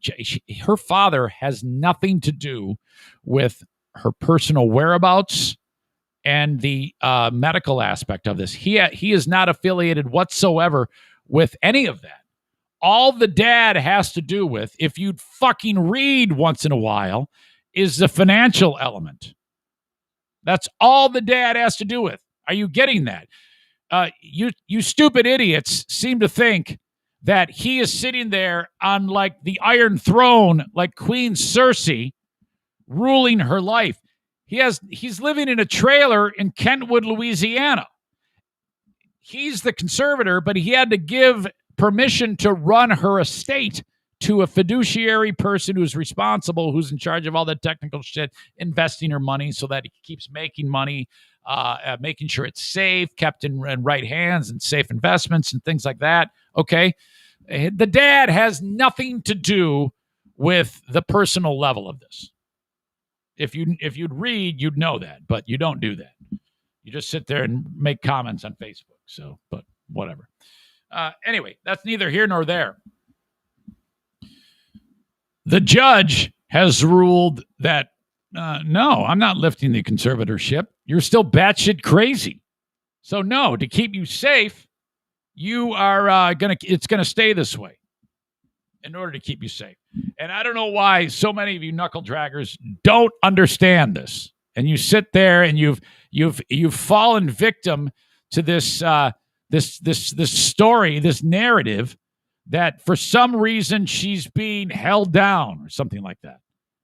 Judge denies Britney Spears' request to have her father removed. She is going, when she made that grand statement, she was talking about two things. She was talking about the conservatorship again that she has watching over her every move and keeping her safe, and the medical professionals that take care of her, and the conservatorship and the financial level. But the only thing the judge weighed in on was the father's conservatorship, which is financial. That's all the judge has said. That does not mean that the other conservatorship will remain intact. That might be lifted, which would allow her to remove the IUD if she chooses. But the conservatorship from the father is still in place, and that's really the only thing she's concerned about. That's what I think, and that's the $60 million. Now, if you're guilty of anything, and the dad is not guilty of anything, you have to understand that all these allegations that Britney made, the dad has nothing to do with. And he has come out and said, I want all of the claims that Britney made to be investigated to see if they're true. Now, if you have something to do with that, which Jamie Spears does not, you would not encourage an investigation to see if Britney is right. You wouldn't, because that would mean you'd look guilty. You'd be hanging yourself. This is ultimately proof that he has absolutely nothing to do with all this other shit that she talked about, where she has to be, what pills she has to take, what dance moves she has to do, the IUD, all these things. He says, all right, yeah, absolutely. Take a look at that. I would love you to do that. Los Angeles Superior Court judge signed the order Wednesday saying, nope, your dad is in charge.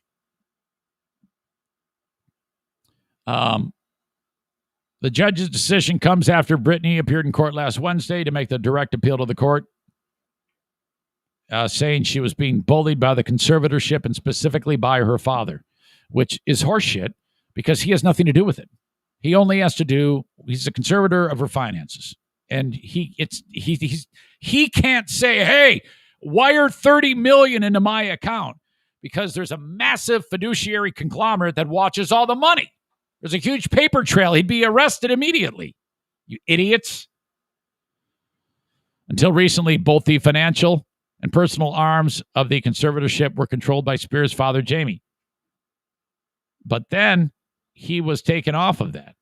He has nothing to do with the personal arm of it. The next hearing in the case is scheduled for July 14th. It is possible that Spears will submit a petition for the conservatorship to be terminated, and then perhaps she would be allowed to go as she pleases, tour as she pleases, have the IUD removed. But, I mean, just to be clear, the dad isn't even on that. So just remarkable. So any of you people that sit there and say, oh my God, would you please read something for once as to what's going on here, as to why this is? Marcy says, if she's so fragile, how can they force her to continue to work or perform? I don't know. All right. Adam is happy. He got tickets to go see the Who. Not the WHO, the HU. Bruce, you're making gross noises. Or Daisy, you're making gross noises. Stop it. I think that band is from Mongolia, China. They're appearing at the machine shop in Flint, Michigan. Daisy, knock it off. There's nothing worse than the sound of a dog licking its paws. Jesus. I know you can't hear it. These mics are pretty sensitive to anything only right in front of them. All right. One more thing we have to get into today, and I love this story so much. And I'm saving... You know what? I'm going to do this. On the Patreon, I have a story that I need to share with you. You're going to love this. Do you remember the story earlier in the week about Gwen Berry, the lady who made the Olympic team? She throws the hammer, which is a cool event. Okay. I am so stoked about the Olympics, not for the great competition. I'm into two things. Gwen Berry, because of the drama with the anthem, and a transgendered weightlifter. My God, yes, from New Zealand. She's as strong as the Hulk. Used to be a dude, is like 9'2", 900 pounds, the strongest person in the world, and is now a chick and is going to take on all the women in the weightlifting championships. I might have said powerlifter. In the weightlifting championship for the Olympics. And I'm rooting for the field. I don't want, it's absolutely unfair, but we might have a great saga here, because can you imagine if some bitch from Latvia kicks the New Zealand chick who used to be a dude's ass in the weightlifting and wins a gold medal, and then the transgender asshole is going to be like all bummed out because the chick dethroned her? You know, she's like the big swinging dick on campus when it comes to, I probably shouldn't use that term, in the weightlifting world, because she's so much stronger than all the other chicks, because she's half dude. So, holy shit, I'm loving that story.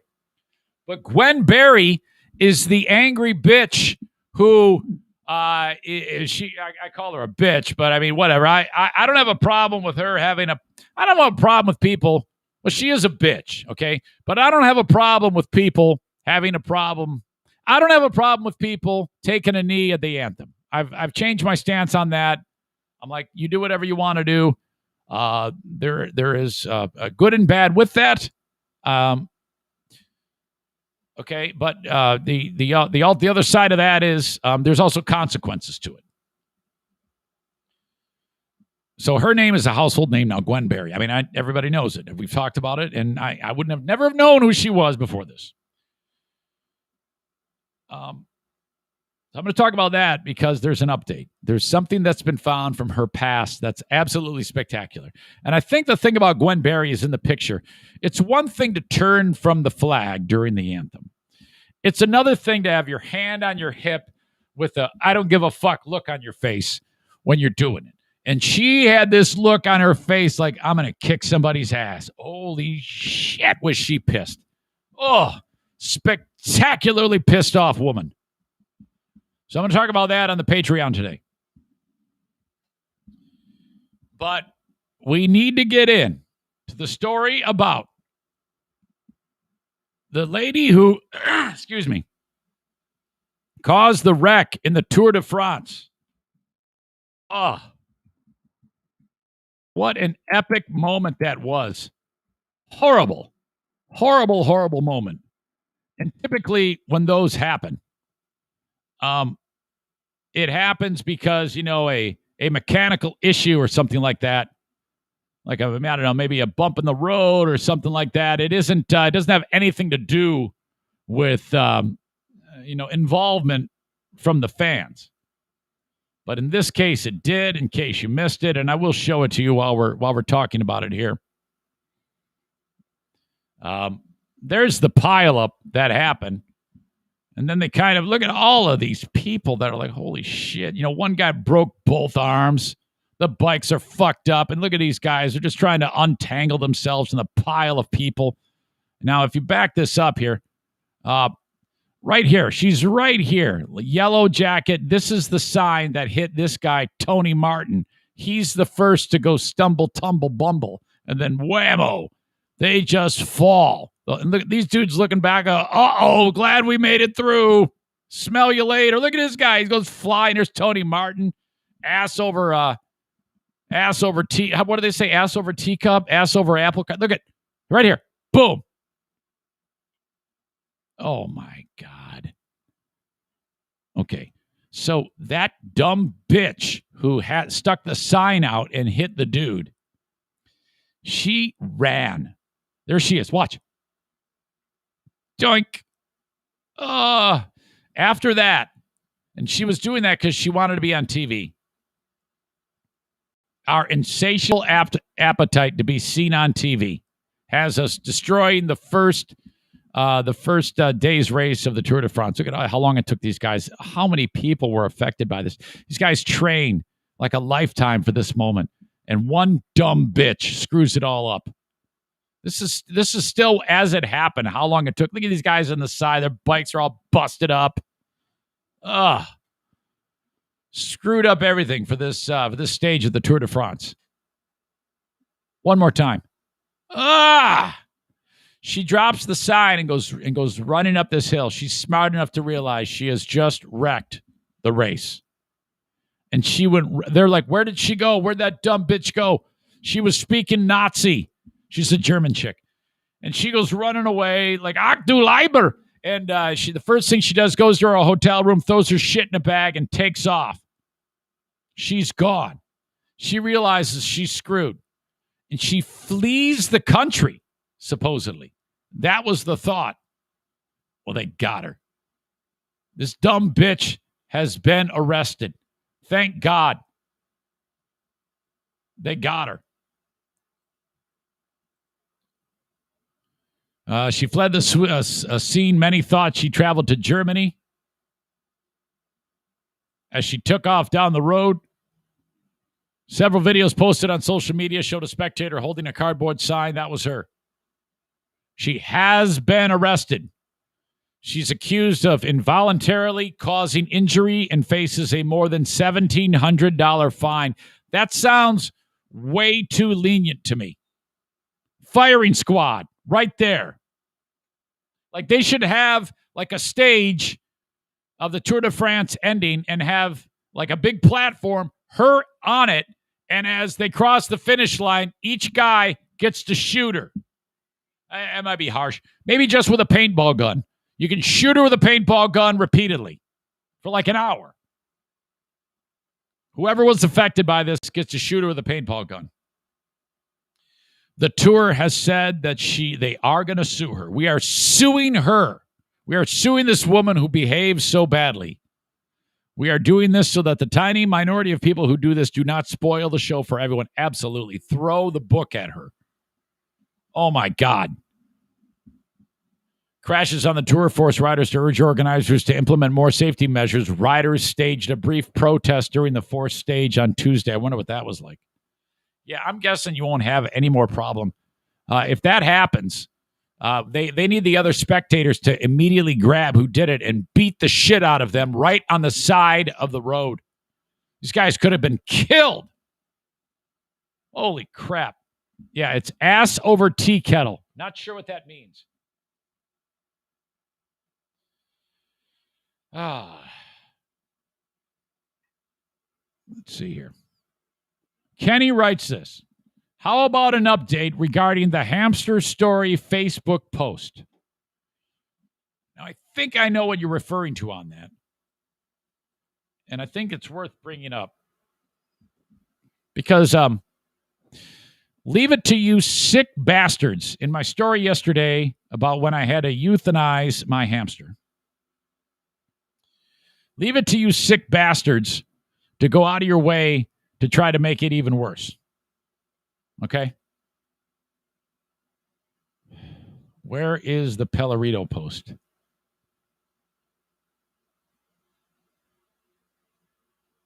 I can't seem to find it. I think it's on Zaniacs United. If one of you have a link, would you please post it in the chat so that I can get it and share it? There it is. Never mind. I found it. All right. Perfect. You don't need to share it. I've got this. This was disgusting. And it's a perfect example of how you people love to see me anguished and in pain. Okay? What you have here on this Facebook post, after I told the story about when I had to euthanize the hamster, asshole Pellerito did the Google Maps view of Timber Creek Apartments where it all went down. Somewhere in this picture, a hamster took a ride in a Meyer bag. Eric, where is the rodent slayer tree located? Rest in peace, Richie. Michelle wrote, that's the funniest story I've ever heard. Green oozing balls and all. It wasn't his balls. It was some part of his rectum. I wrote, you sick fuck. The dash line is where I walked. The X is where the hamster hit the tree. Fucking shit, fuck shit, fuck. I lived right here in this complex. I got shit-faced right here, went down these steps, first I put the hamster in the bag, walked along this family circus dash line, threw it, got stuck in the tree here, and then this is right where the tree is. Son of a bitch. I hope you're happy. Absolute animals.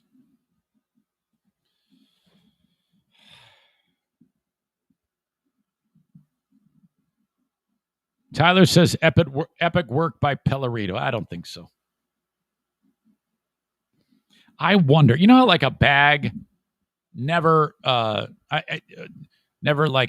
decomposes or is biodegradable plastic bag? I wonder if if you were to do an archaeological, that was more than, well, hell, it was, it was 1993. It's almost 30 years ago. I wonder if you did like an archaeological dig there, could you come up with the bag and actual hamster DNA there? Kenny says you did not see the new developments in that post. Oh, look at this. What an asshole. Now I have, and you can see it for yourselves. I'll share this. Fucking Pellerito has taken the actual spot that I put the X in and put a cartoon image of a hamster crying in a Meyer bag. Yeah, you guys think this is funny. You think it's hilarious. It's so great. Yeah, Eric, it's awesome. Dead hamster. You had to kill an animal. There's a tear coming out of the fucking hamster's eye. Wait a minute. Is the hamster giving me the finger? Wait, hold on a second here. Hold on.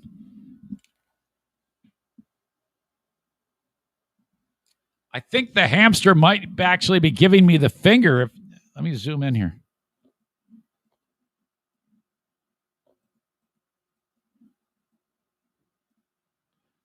Yeah, I don't know. I think. No, he's doing Ringo Starr peace sign. That's what he's doing. Assholes.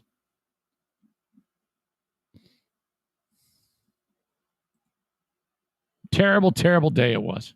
Because of that. Because of you guys.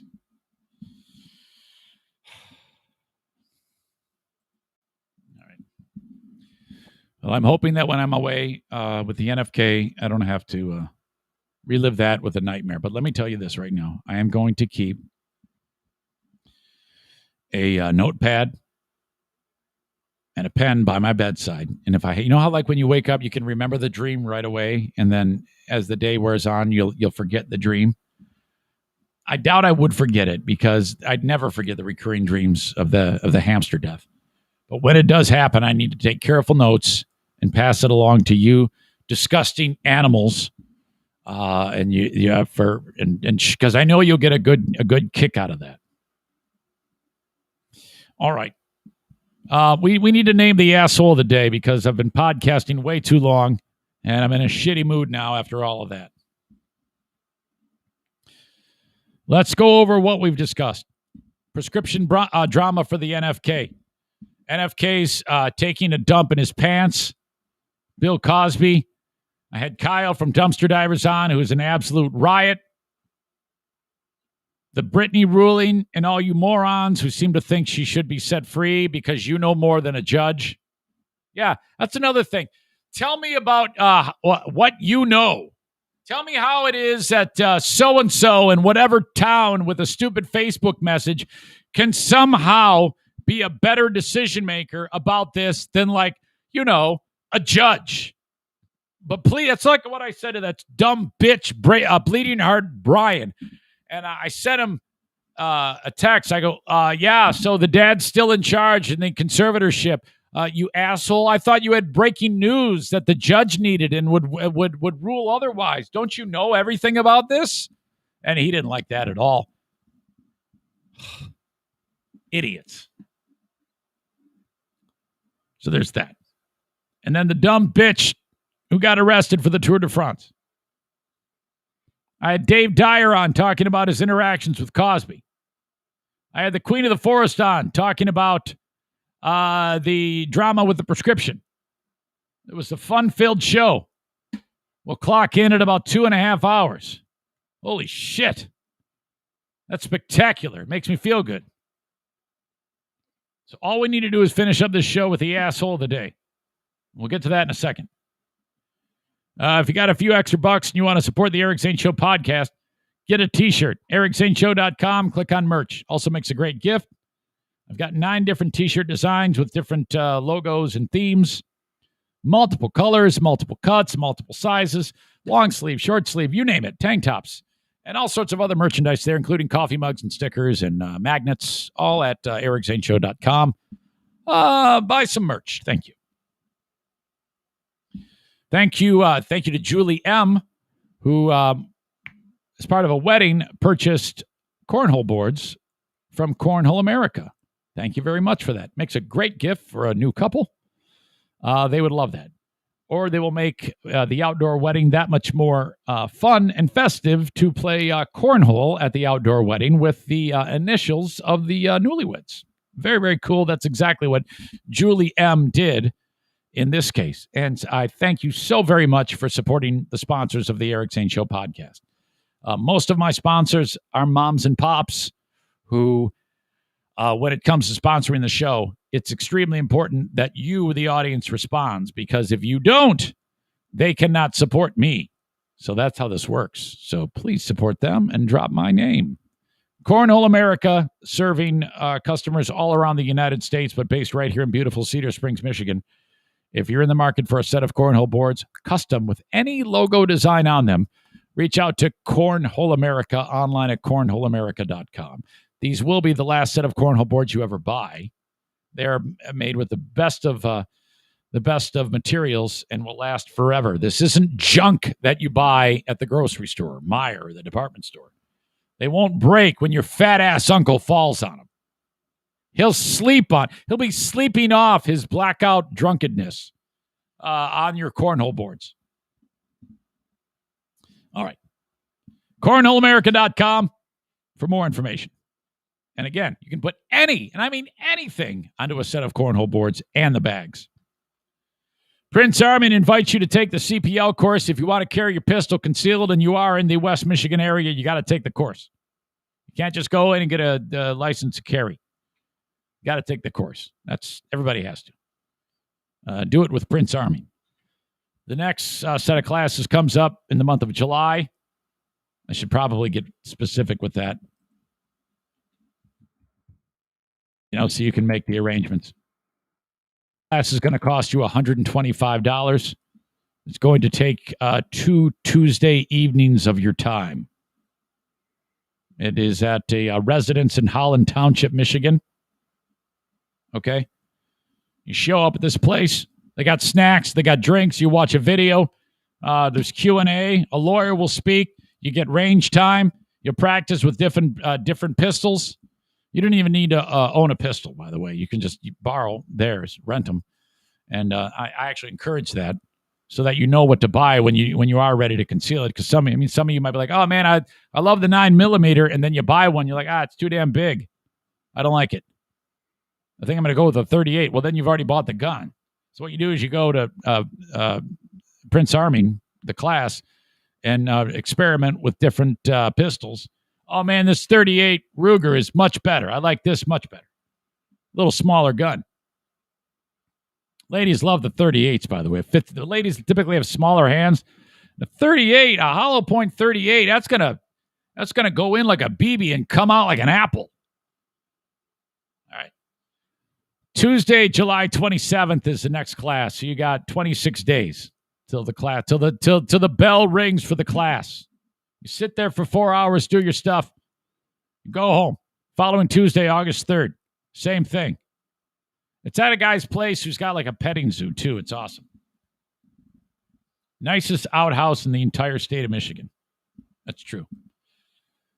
You get done with the second class, it gives you a certificate. It says, you passed the class. Congratulations. You have to take a test.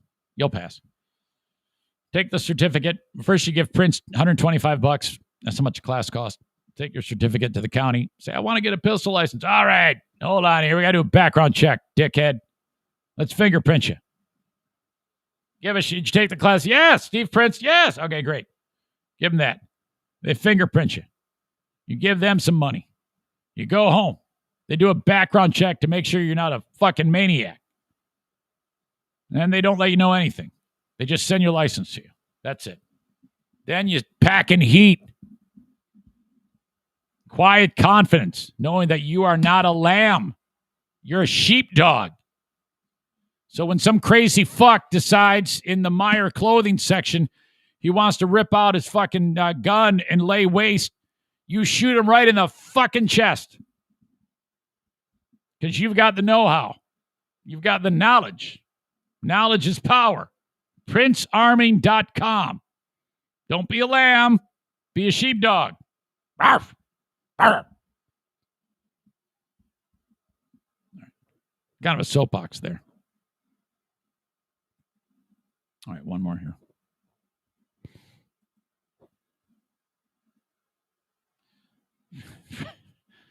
Frank, why is it no surprise that you know Steve? Frank strikes me as like Yosemite Sam. Like he puts the guns, he points them down and shoots, and he like gets lift. It's like a rocket shooting into the air. We're going to be friends for a long time. I just got to know Frank yesterday. Well, I have known him, but I got to know him for the first time face-to-face yesterday.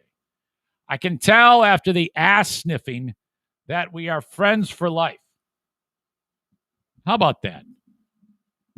That's great that you know Prince. You went to school with him? Holy shit! Oh, he's a giant. He's like Fred Gwynn from the Munsters. Hello, hey, how's it going? He's a war hero, too. All right. Yeah, he's a sponsor of the show. He's been a sponsor forever. Like almost since I began this show, Steve Prince has been on this show. All right. And then even Krishna, you graduated with Prince too? Well, then you might know Fuss. Chris Fuss. Fuss Chris. That's awesome. You see, that's how this audience is. How fantastic is that? Okay, one more sponsor to talk about. That's Mario. The Mario Flores Lakeshore team of Van Dyke Mortgage, getting mortgages for people in every state except Maine, South Carolina, Hawaii, and Alaska. Reach out to Mario, 231-332-6505. If you need a mortgage, either your first mortgage, either it's a refi, maybe it's you got a great credit score, maybe your credit score is in the dumper, he can help you. And I think, it's very easy for anybody with a great credit score. You breeze right through the process. That's most of you, of course. But I don't want you to have any shame. There's no shame in having a shitty credit score. Life sometimes gets in the way. Not everybody's great with money. Sometimes job loss, bankruptcy, divorce, these things happen, man. Okay. And you shouldn't feel bad about that. And if you're like, well, I'm going to have to pay rent for the rest of my life. I don't think so. Don't count yourself out. Let Mario work his magic, try to get you into a loan. Now, again, it's not going to be the greatest loan for some of you people that have shitty credit. But credit is a fluid thing. You can improve it. It isn't like that for life. Okay? So he's going to get you into a loan. You pay on your own home. You don't have to pay a slumlord rent. You improve your credit score. A year and a half, you get a new loan. Mario can take care of that too. Okay? So whatever it is that you may need, reach out to Mario today. If you need any help getting a hold of him, reach out to me and I can help because I've got a direct pipeline to him. And, he's the one thing about him is he goes so far into making sure that every customer is happy. And he'd admit this.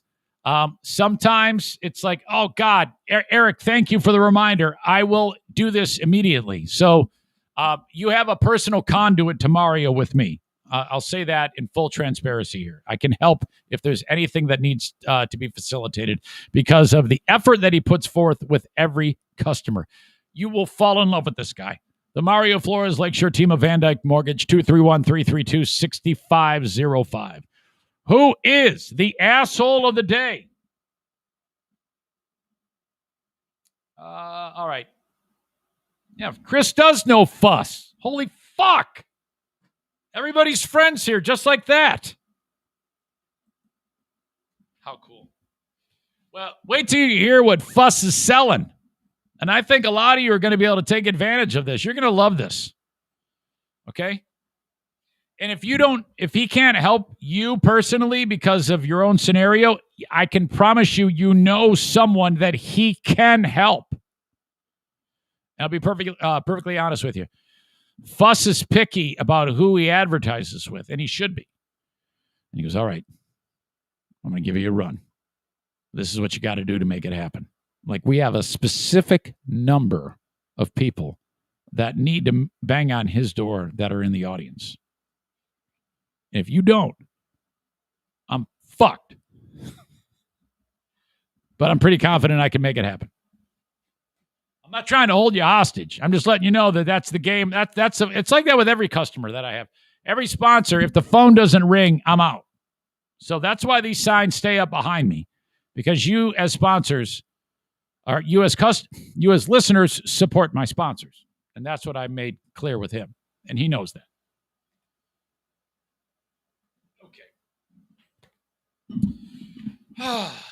What a show. My God. The asshole of the day, this prestigious award. Yesterday, it was the Tour de France bitch who screwed up the race. She won it twice this week. Who is it going to be today? The asshole of the day is brought to you by TC Paintball, online at tcpaintballgr.com. And JM Synthetics, selling AMSOIL products at jmsynthetics.com.